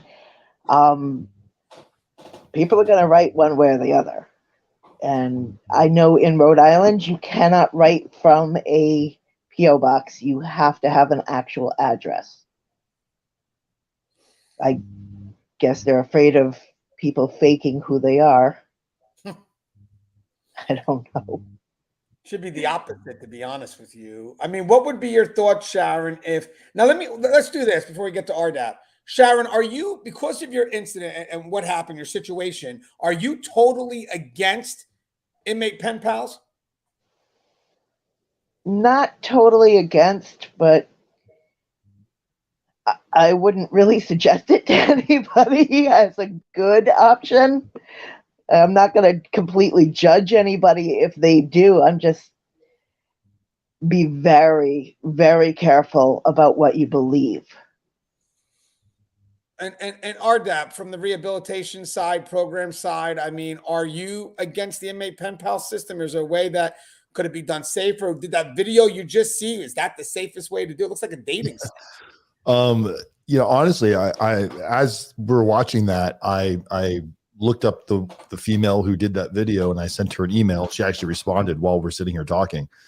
Yeah, because it's I mean, come on, forget about the content. Clearly she's doing it for, in my belief, she's doing it for content. Because she sees the views. There's a lot of people watching this, but it does bring awareness to somebody that might be, hey, I'm tired of Tinder. I'm tired of getting used for sex. I want to go talk to somebody that's going to stimulate my mind for a while. And this woman on YouTube just brought awareness to be careful when you fill this out because your address could end up going there. She did point out some things that could bring awareness to somebody that may not know that otherwise, but there's no way to stop a company like I'm on their website right now, the pen pal websites. There's no way to stop them. It has to be the facilitation of how it gets in the system. I mean, inmates find ways. The thing, even there's how many inmates have Facebook right now? Tons. It's not like the inmate logs into Facebook. The inmate writes a letter to their family saying, post this on Facebook, find me somebody. The person communicates back. At least do something like this. Like, and I forgot the gentleman's name that does the audits. That's in the group with us. Is it Russ? No. Gary. I apologize. Gary, I apologize for that, sir. At least something like this, if something were to go south, there's paper trail left and right. So you can either have it where it's like this, or you can go to the dark web and have it done that way to where it's like, I don't know how this person got their information out there. It was Betsy Sue posted a Facebook group. Yes, sir. Dan, that's why I said, and I know you heard me. That's why I said that we can use it as an investigative tool. And I thank you for seconding that, because, the old way when I first started, before we got into this new way, was, can we get the letters? Can we intercept a letter? Are we going to get lucky enough to get that picture you spoke of? Right. Can we search the property? Are we going to luck out and find the pen pal's naked picture? So absolutely, it's an investigative tool for us. It's actually a benefit. Yeah, I would imagine, and I have no investigative experience other than, doing my own RDAP Dan stuff. I would imagine investigating, you have all these apps out there today, like when you have the sex offenders that are out there trying to beat the system, they're using like apps like Whisper and things like this because they think it's not being traced and it's not being tracked. What the criminal forgets is they're going to slip. They become complacent, thinking I've got away with it once, I've got away with it twice. No one's ever going to catch me now. So they're using these Whisper apps. They're using all these apps to where it's not easily detected. But as soon as somebody else gets caught for something else, and they're like, "Hey, Joe's using Whisper app," and now they're intercepting every one of these messages through basically, somebody telling on somebody. We all know that most people that get in trouble, whether it's state, feds, it's not because some investigating agency went and did some deep dive. It's because somebody else got in trouble, and to get themselves out of some hot water, they threw the other lobster in the pot. And before that lobster knew, they were cooked. So I think a website like this, I think the prison, it's going to fall in the prison. And unfortunately, it's real easy to go, the prison needs to do this, the prison needs to do that.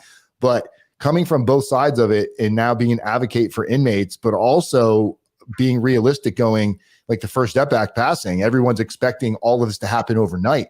The logistics behind doing something like what everybody's saying to put it onto the prison system to fix it. First off, we're dealing with state prisons, which each one has their own set of rules. Maybe the feds could do something that's universal, but I think you just have to kind of hope for the best and educate the people out there that are the ones that are going to get burnt on this, and put some sanctions in place for inmates if they get caught. There's a fine line between extorting. Just because I'm talking to 50 women and I've convinced 50 women to send me money, versus extorting. If you don't give me money, I'm going to come visit your son and break his legs. There now you've got a crime you can prosecute. But I think a lot of women just they find out they got duped, and that anger and animosity. It happens to men too, so I hate to put it on women. It's just more commonly heard amongst women. I think there just needs to be buyer beware. There needs to be more red flags. People need to hold themselves more accountable and realize that life's not full of rainbows, that if you can't find a healthy relationship in the free world, there might be a reason why. And if you're turning to something like inmates who are already, most of them have a track record of doing something, and you're kind of pushing all that aside and believing everything you're hearing, you're kind of setting yourself up for potential disaster. It's so shocking to hear of the success stories because they're not that common. It's just, I'm stealing the show again. I apologize. No, Dan, it's wonderful advice. I also want to mention something else on top of that. Remember, when it comes to the exchange of letters or emails, when you read it, you're reading it through your filter, your eyes. You're not reading it how you see them. You're reading it you're not reading it how they portray themselves really in the world. It's how you want them to be. So when you read those letters, you're reading it in your fantasy world. And eventually when that person comes out to light, it's like, oh, that person does not match the letters. So like, proper ended. That was never him or her. Yeah. It was your fantasy of them that came across in the letters. And that's a big part of it too, because again, most of it literally is who I'm reading sounds very like me, because it is you. You're reading in there, from whatever mindset you have at that time. It's being filtered through that mindset. You ever have someone that you don't like, and they could send you the friendliest email in the world, but when you read it, you judge it and you're cynical because you're reading it with the hateful bias? Same thing here. If I believe that this person's sincere, then I read the email with that level of sincerity. And it's hard for me to see the game that they're playing because I myself am seeing what I want because I'm filtering it through what I want. I wanted to, there's one last video before we wrap up. Oh, go ahead, Sharon. I apologize. I just want to say that if you grow up in an environment that is abusive in some way, it's going to feel comfortable. It's going to feel normal because that's what you're used to. You're going to feel a level of comfort from being treated badly. And you know what's sad? We talked about that in a show a couple of weeks ago, where if you become hopeless, then you start to accept those things because, again, you become hopeless. So you really need a good support system to remind you that there's a way out. And, sad to say, most people don't have that. So they start to accept that as, believe it or not, that's the best life. One little quick thing about Vicky White, and we'll kind of change the subject real quick. But for Vicky White, this thing she could have done with taking him out in prison could have been her last hurrah. She went out and got a sex toy. She fulfilled whatever fantasy it was. And maybe the idea to kill herself was always there because, again, there was no value to, conflict with that. So at the end of the day, maybe she took her own life because she completed what it was she wanted, a last hurrah, if you will, an exchange. And when you start realizing that, you start to measure the consequences and the value. And if your value is low, then it only lifts up the consequences. I was like, I'm going to do this. I'm going to do this because at the end of the day, I don't care about myself. And I'm going to do for me. And then, the end result was the end result. I got one last video before we wrap it up, and it's a 3-minute video. I thought this was interesting. And then I want to kind of break this down a little bit. So one last video here. Here we go. Hold on one second. And I'll make sure I mute it this time, or myself. I met Steven on a pen pal site called goodprisoners.com, and it all kind of started from there. This call will be recorded and monitored. Have I told you yet how much I love you? Yes, you did, and I love you too. Let's kiss. Mwah. Mwah. On his prison profile, it states his criminal history, first-degree assault, and his sentence is 43 years. He was 20 years old at a party under the influence, and he shot 4 guys with a shotgun. Nobody died. He made a mistake, and he regrets it, and he is remorseful. We finally met after about a year of writing.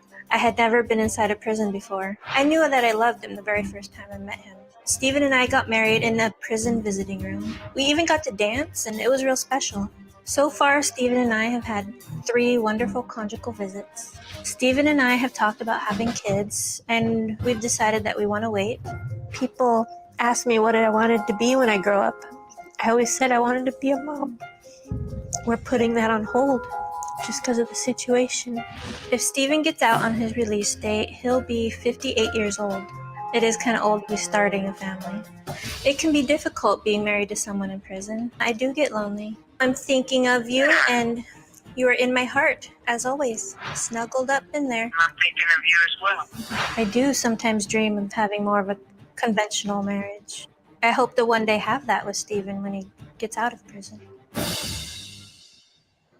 Well, Susie's mom, Penny, was completely in the dark about Susie's nuptials until after the fact. When I learned that Susie had married a man in prison, I was shocked. This is not what I expected Susie to grow up and do. I do not approve of this marriage. I can't see it's doing anything but tear Susie down. I don't know the extent of Stephen's crime, why he's in prison. I've met Stephen in prison, and he seemed nice, but he also seemed like he was telling me everything I wanted to hear. I feel like Stephen was manipulating me. Stephen has the personality of a wife beater. He goes into rages on the phone, and Stephen sometimes goes months without calling or getting in touch with her because he's just giving her the silent treatment, and that's very hurtful.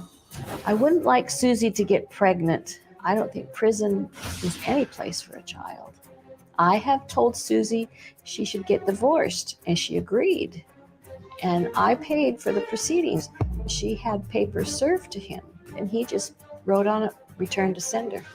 Susie is setting herself up for a very lonely existence. I feel like it's a failed marriage between Susie and Stephen. It's going nowhere. So, I mean, I thought that was interesting too, because to me, the first thing I saw when I saw that was you already had the pen pal thing, the boundary already crossed, and that's the end result. I think that if you're going in with the right mindset, I was reading the thing Alicia sent me and basically broke down some of the reasons why people would want to help right to an inmate. One, emotional support, that's a concern. You know, that to me is a big thing. I don't know. I mean, I guess I can't imagine. I just can't imagine it, right? Like, when you are out in the free world and there's just, I get it. You know, people don't want, they're tired of being hurt. They don't want to have to go through these issues in the dating world, out in the free world. But I feel like the opportunities are endless. You know what I mean? And just to even get in there and, you know, she knew she was in love the moment she met him. It's like, what? Like, and honestly, I feel like those are the people who have already gone in wanting that love, right? So whether there was real chemistry or not, they've already created the story in their minds that said this was love, right? And, you know, maybe to Sharon's point, like if you grow up thinking with a thought process, or like this is what love is, or this is what it looks like to you, right? Like, then maybe that's it. But I mean, it sounded like the mom knew like that wasn't healthy for her. It wasn't good for her. So I don't know that was the case in her situation, but it's just, I don't know. I'm trying to wrap my head around how this even comes about. Like, because it's like out of nowhere almost, right? Like, I get that there are some people who write to inmates because they want to be able to, you know, give back, right? They, you know, they feel that some inmates are alone. They don't have any family, any whatever. So they want to establish that kind of relationship to let them know that they're not on their own. But, you know, at the end of the day, like, I just still can't imagine, like, how do you put yourself in this space where you're riding back and forth for X amount of time, and then you're in love, and now you've never been to prison before, but now you're going into the prison, and then you get married, and then he stops talking to you, right? He stops talking to you, and you've got to somehow get your mom to serve divorce. Like, it's just a lot. Listening to it, watching it, all blows my mind. Now, I want to mention one thing. I did look up. There was a video I found, maybe for next time. I found a male looking for a female pen pal that was discussed. And I will tell you one thing, that was pure physical. As soon as the person, you know, so they looked right at the picture and like, oh my God, she's gorgeous, blah, blah, blah.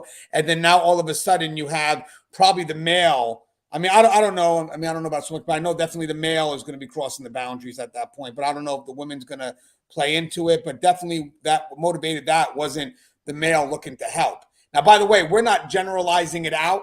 But from what I saw, the person was looking at all them and, oh, she's gorgeous. I'll try her. You know, it's like, okay, that's different. It's not like, oh, well, she looked the worst. Let me go ahead and pick her because she needs the most help.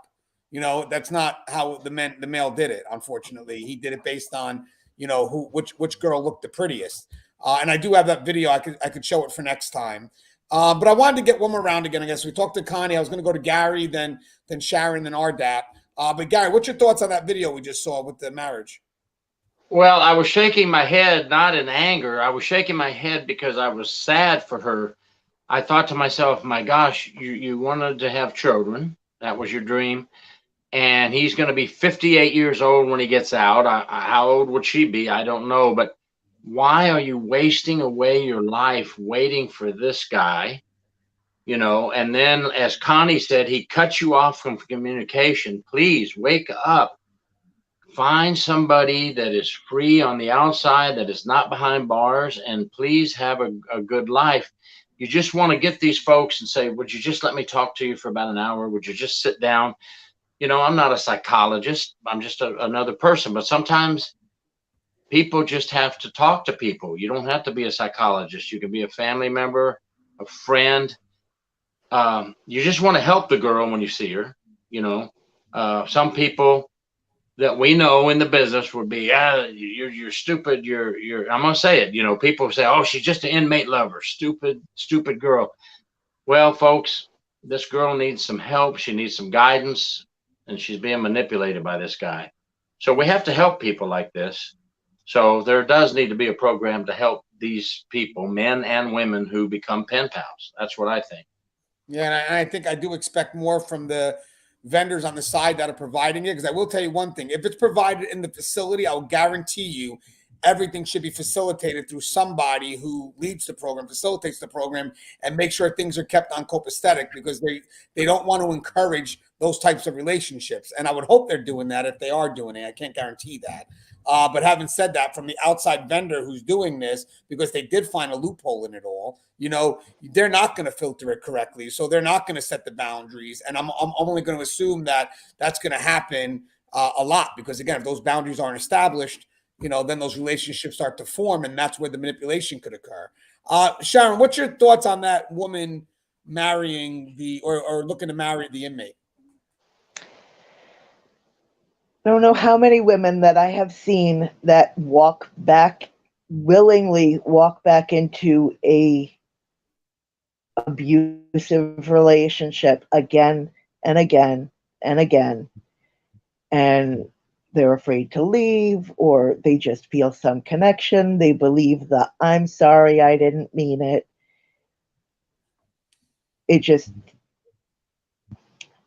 It's a bad cycle. I mean, I saw it with my mother. She went from when she got divorced from my father, she married another guy, slightly different, but, you know, still abusive in a different way. He's still an ass. Yep. And I like what someone said. Of course, there's like the TikTok thing was promoting this like crazy. I mean, they'll hop on whatever's trending, and the problem is they don't understand the message. I remember there was a prison channel where he slaughtered my channel. He had over 200-something thousand followers. I may have had only a few thousand at the time. And he was writing, or he did a video on how to manipulate your way into protective custody. And I took that video to, I think Dan may remember this. I took that video. That was Brian. That's the one we spoke about earlier. No, it wasn't Brian. It was the other guy. It wasn't Brian, but Brian was connected to this because he did this video that After prison show, Joe? No, not Joe. The other guy that has the tattoos from like North Carolina. 23 and 1 or 23 lockdown. Yeah. So what he did was he his followers slammed my channel. I mean, it was bad, guys. Go, kill yourself, pig, all this other stuff. And at one point, I wanted to collaborate, but then I saw the type of followers he had. I was like, nah, that's not going to be a good idea because they're going to clash with my followers. So at that point, that's when I realized this really isn't about the subscribers. It's about quality, not quantity. But I went ahead and I had to do something because he was literally teaching inmates how to manipulate, or people, if you're going to jail, how to manipulate your way into protective custody, which is a big concern for us because these are inmates that we're supposed to protect, and now we're putting them in harm's way. Hey, Dan, what's your thoughts on the marriage and what we just saw that last video? Yeah, I definitely, Gary, I see where you're coming from on there. You just want to grab these people and shake them, but the problem is many times you're dealing with a broken individual that probably knows they're broken because the help and the assistance is out there. There is mental health assistance, there's counseling. Especially if you're dealing with inmates, you can call the prison a lot of the time and say, hey, I was abused by this inmate. Is there anybody I can talk to? There's usually areas of where they can point you to. But the problem is it's a very taboo subject. It's embarrassing. And a lot of women, I've seen a lot of women. Okay, here's a 100% true story. We had a client, and I work with this gentleman named Tom Root, who helps with motions of compassionate release. A few years back, there was a two-level reduction that went through the federal prison system for nonviolent drug offenders, where it reduced nonviolent drug offense crimes by 2 levels on whatever their sentencings were. Some of these guys were in on a life sentence because of where their federal sentencing guideline range landed. And when this 2-level enhancement or 2-level reduction came out, some of these guys have already been down 20, 30 years. Now, this 2-level reduction changed where they have a release date and they're getting out. Well, the guy that we were doing this for, his wife on the outside that was helping him do this, I don't think she really thought it was going to go through. When he actually got a release date and it was coming up 3 days before he got released, she split. He got divorce papers. She was gone. The reality, she wanted somebody that was never going to come home. I don't know if she consciously knew this or it's a subconscious, deeper level rooted issue where broken, abused, low self-esteem, just a combination for a terrible, terrible storm. But the fact this woman that we were just watching that was on Dr. Phil fell in love the first minute I met him, 45 years, overlooking everything else, like having kids. Clearly, those weren't real priorities because she hasn't had a meaningful relationship. And Sharon said it earlier that when you grow up in abusive relationships or abusive households, you've never felt love, any kind of love coming in any form, whether it's abusive love or emotional abuse, it's at least you're getting acknowledgement. You're communicating with other individuals. So for us to say, I just don't understand it. We're not meant to understand it. It's like saying, I don't understand how a sex offender can do what they do. There's the crime is completely different, but there's no difference in being able to understand that versus understanding the other. The problem is we shouldn't try to understand why they're doing it. We should be more focused on embracing that, giving them a safe place to vent and talk about it, and saying, if you ever want to talk about this, because you've got to know that the outside world sees all the red flags that you're avoiding. And I don't really believe you're unaware of the red flags. I believe you're choosing to suppress them for the immediate gratification of having a relationship here and now, pretending like the later on doesn't exist. And when those two worlds finally clash, it's usually not going to end well. So there's no answer to fix it other than making people more and more aware and comfortable to come out and talk about it without being judged. It's kind of like Planet Fitness, judge-free zone. You're muted, Anthony. Oh, I think that's key too. Thanks, Dan. I think what Dan said is spot on because, guys, even when we talked about the inmate manipulation process before, what I used to tell officers was the moment you make fun of somebody from getting caught because it's more about the outcome for you as opposed to the process, the more likely they're not going to come up and tell you when there's a concern. So because they're already being judged.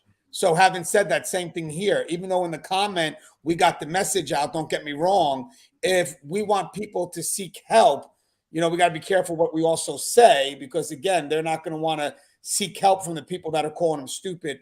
And, and we're all guilty of that right now, because we all of us are, because we can't fathom how somebody would want to do that. But again, we're not in their mindset. But if someone comes up and says, hey, I honestly need help, if you want to be there to help them through the process, the first thing you cannot say is, well, you're stupid for doing it to begin with, you know, because again, that's not going to help them. Actually, they become more resistant to you because they may want to prove that they're not stupid. And they may have justified the reasons at that point for why they've done what they've done. I mean, that's another thing too. We don't know why they've made that choice. So having said that, without understanding things from their perspective and passing judgment from what we feel is the right thing. We even talked about, just to give you a little bit of a metaphor scenario, a lot of people say, well, why do inmates keep on going back to prison? Well, have you seen their life on the outside? You know, if life on the outside is shit, prison could be something better for them. Same thing here. We don't know why someone would make a choice to do something that we feel is foolish because we're looking at it from our perspective. I would never do that. I would never do that. Well, of course I wouldn't. I'm married. I got a few kids. You know, would it make sense for me? But I think, can I just intervene for a second? So I think, you know, I served as a domestic violence shelter director, right? When someone comes into shelter and it is their, it's part of their safety plan, you know, you sit with them and you just try to help them through the process. You help them through their process, whatever they feel comfortable talking about, all of that, right? So it's about meeting them where they are and serving as a resource.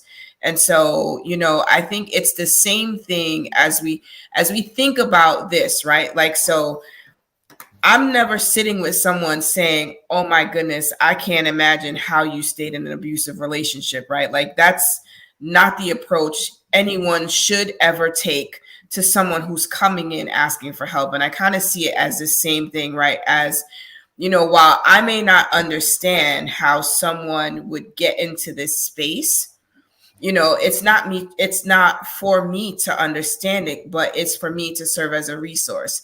So how do I help you work through this now that you found yourself in this place? And I just want us to be clear that, you know, on this platform, we're kind of talking through like just what's going on and this world that we may not be able to necessarily relate to, but what, you know, it really is looking at. So now that these women find themselves in this space, what are the things that we can do to safeguard them? Are there things we can do to help them? And I don't know necessarily, many times people don't feel that they need help until they're at that point where they need help, right? And I think that's the thing, like looking at the website, right? So is there some sort of disclaimer, you know, just to kind of bring it full circle, right?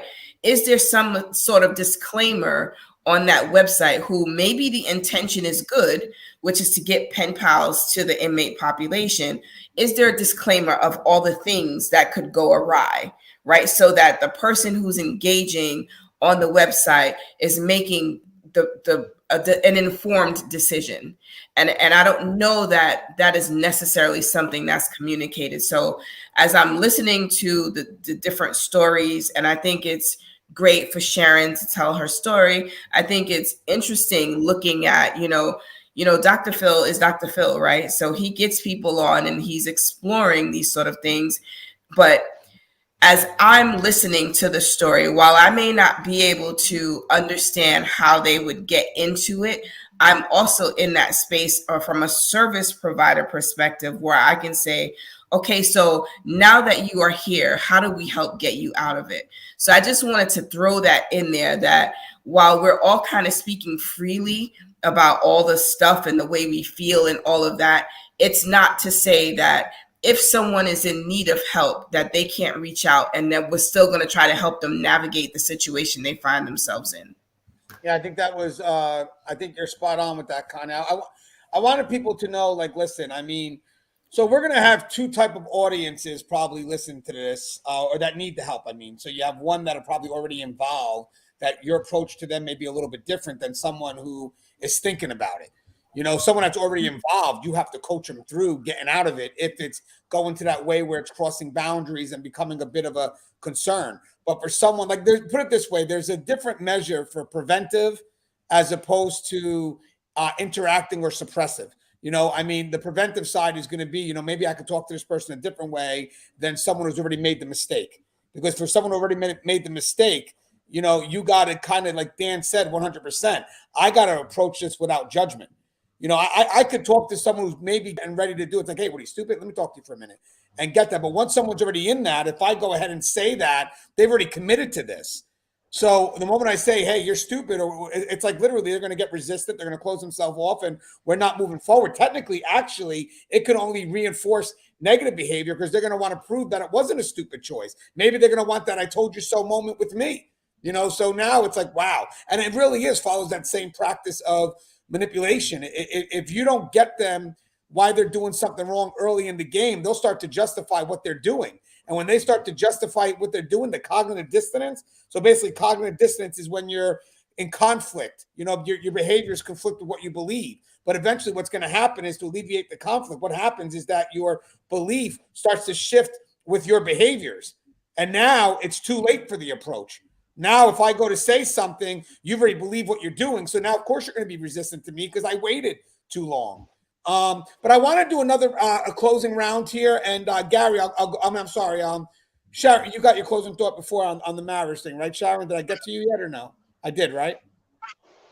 On the marriage thing? Okay, so what I'll do first is let's do Sharon first. Sharon, you have anything you'd like to say in closing to our audience?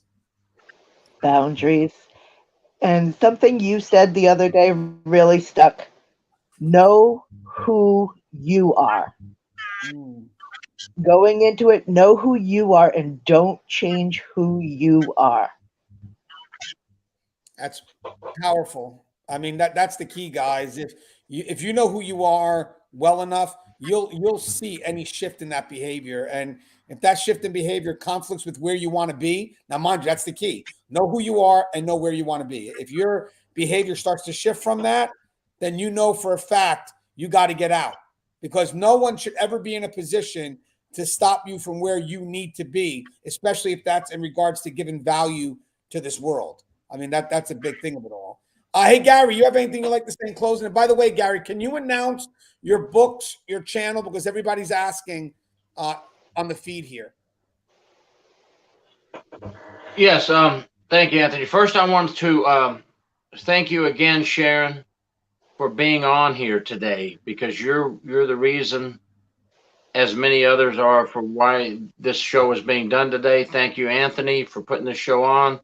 Dan, thank you for giving your perspective, which is very, very in-depth and very good. And I've learned a lot listening to you.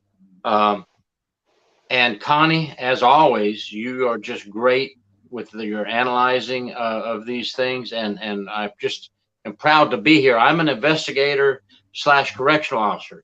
So I felt a little bit out of my league tonight, but I think I hung in there as best as I could from my perspective, from the investigative side and how we work these things. But thank you, everybody. And I just want to say, for every problem, there's a solution. So we need to start talking about the solutions and not saying, oh, forget about them, they're stupid. No, what are you fixing when you do that? When I hate those answers when you ask somebody on these when I do a video and I put it on correctional sites and somebody goes out of the hell with it, they're never going to learn. I hate those answers. We've got to get out of that mode, and that's why Anthony puts these shows on. We've got to find a solution, okay, and not just throw people away to the side and forget about them. My channel is True Prison. I was going to say, make sure you remember to say your stuff. That's what I was just going to do and close out. But thank you, everybody. My channel is True Prison Stories by Gary York. My books are Corruption Behind Bars, Inside the Inner Circle, and The Toughest Job, all on Amazon. Thank you, everybody. Yeah, guys, if you do get a chance, Gary's channel is very informative. His books are great. He talked about high-level corruption I think they're relatively cheap now on Amazon. You can get them. And I think we'll have him on and share one of those stories because just to show you, I mean, it's the investigations he had to do at the highest level. We're not talking about just executive staff within the prison. We're talking about staff that oversee all the facilities. And I want to comment on one more thing that Gary said. When you find that your life is filled with excuses as why not to move forward and there's no motivation to be where you want to be, then you got to correct yourself. I've noticed that recently. If I'm constantly giving myself excuses as to why I'm where I'm at, then I'm doing it all wrong. I should be looking ahead and look for something that's motivating me or inspiring me to move forward. And I thought that was spot on. And by the way, as we get to Dan, people are asking, Dan, are you a motivational speaker? Obviously, you're rocking it right now. But can you, a little closing comment and you mind shouting out the things that you do as well? Sure, and thank you. I had so much fun, and I know that I never shut up sometimes. So thank you guys for bearing with me. I had an absolute blast. I think for something like this to be successful and having people on my panel like this, people have to be willing to be able to hear what they are going to hear. You have to be able to put your emotions aside, throw your egos aside, and realize that in order for something like this to have a good message behind it, we have to be okay with not always agreeing with each other, but not sticking to a stance, even if somebody kind of brings up something that might make more sense, which I was able to hear a lot of things today that made me kind of rethink some of my things. Yes, I'm a life coach, which I became after federal prison. What I do for a career is I'm a federal prison consultant. I work with mostly nonviolent first-time offenders getting ready to go into prison. And that usually gets a conception of, so you tell people like how not to get beat up and raped in prison. No, not at all. Most of my clients are going to nonviolent facilities. It's more of the whole pretrial phase, how you deal with your family, what you say to your family. And it's mostly surrounded about taking accountability for what got you into the situation to begin with. My YouTube channel is RDAP Dan, which I'm dropping in the live chat right now. There you go. You should have that. And my website is federalprisontime.com, which there you go. I just dropped those in there for you guys.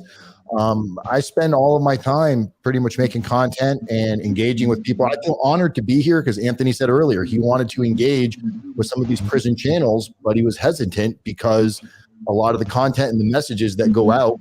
So when I reached out to him years ago, it took about a year for Anthony to cycle back to me because he was very much didn't want to convolute what his message was. So it took a long time for us to be able to, I came from prison. Anthony comes from being a prison guard. By all intents and purposes, Wait. We're supposed to be throwing blows at each other. You said prison guard. No. Well, you used to call us prison inmates, and I apologize. It's baby steps. But if you might be the best prison guard. No, I know, not a correctional officer. I apologize. I got along with the correctional officers in prison, believe it or not. But I learned real quick not to be buddy-buddy with them because I would watch inmates manipulate prison guards to create extorting events down the road for something as simple as, hey, CO, can you turn on the light for us or turn off the lights? We're watching a movie.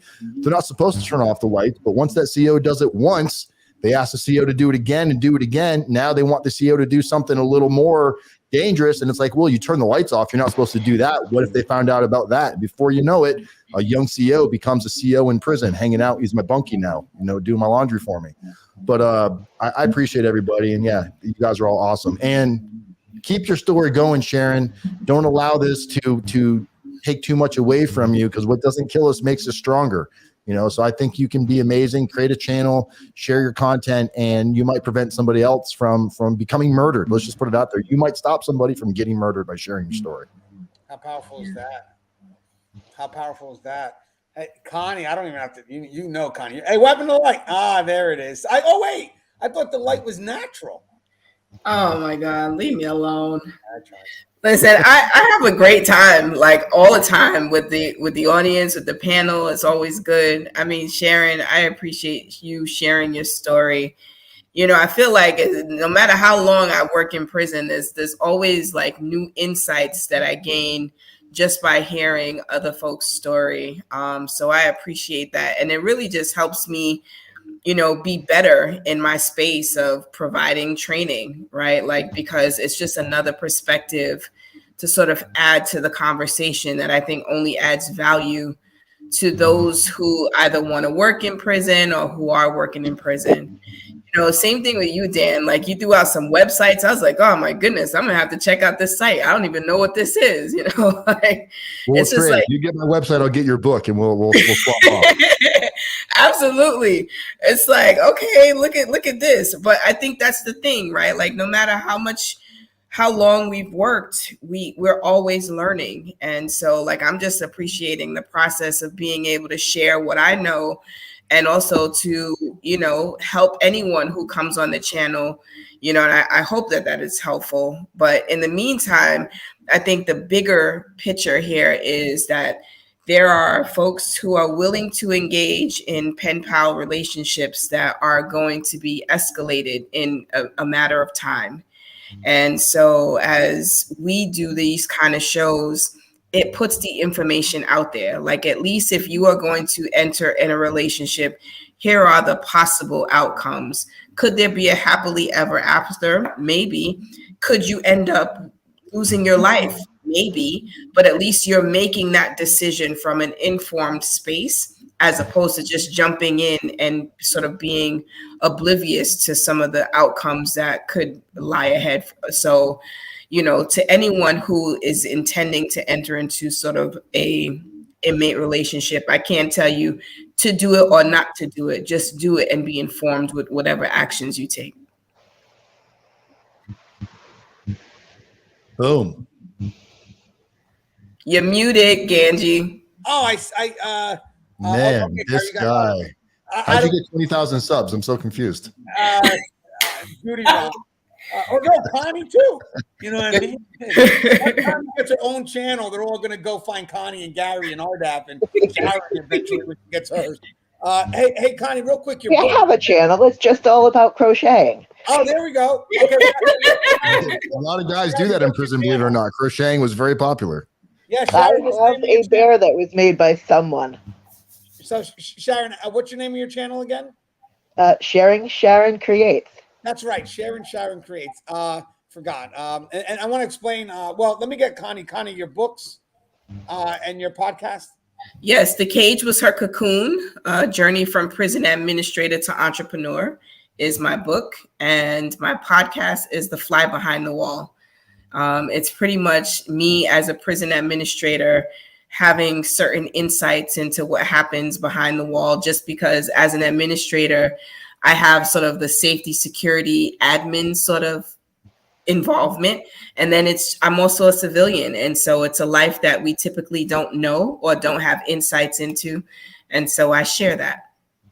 Yeah. And wait, there's someone, I want to do my closing. Anybody have a thought? We're good. I can do my closing.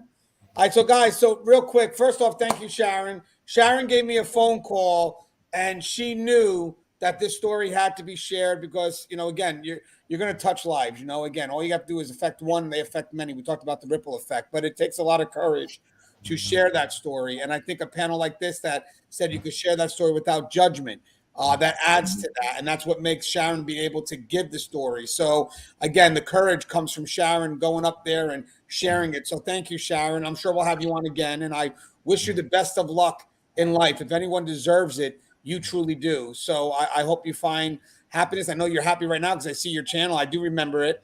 And I know that you got a smile. And I know that I know you're kind of very similar to Jill and that knitting. Yeah. So guys, I'm learning I went from correctional officers to people that knit.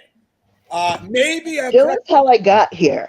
I got from Jill to Duty Ron to here. Yeah, so guys, I love it. You know, it gets me a perspective I've never had before, but this is great because it gives me a chance to reach out to the public like we've never done before, which I think is phenomenal. I'd like to thank everybody here in the chat. Your questions is what makes the dialogue even better because, again, we only, know so much. So when you guys come in and give these questions, it challenges us. And a panel like this all wants to step up and take those challenges. Tomorrow, we have a very interesting live show. We're going to be talking about PTSD in correction. So we're going to share some very heartfelt stories from people that work behind the line. One gentleman actually almost took his own life, so he's going to share his trials. And then Connie's also going to participate because as a nurse, or on the medical side, sorry, I caught myself.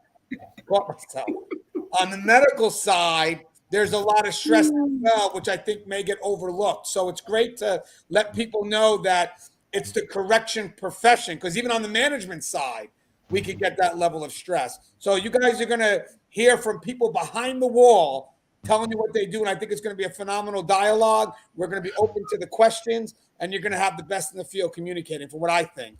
So love you guys. I hope you guys share the content, like, subscribe. If the content buffers because YouTube's been messing around with me, I will just upload the video the next day as just a straight upload. But I think we should be okay because we didn't get that many concerns going through the chat.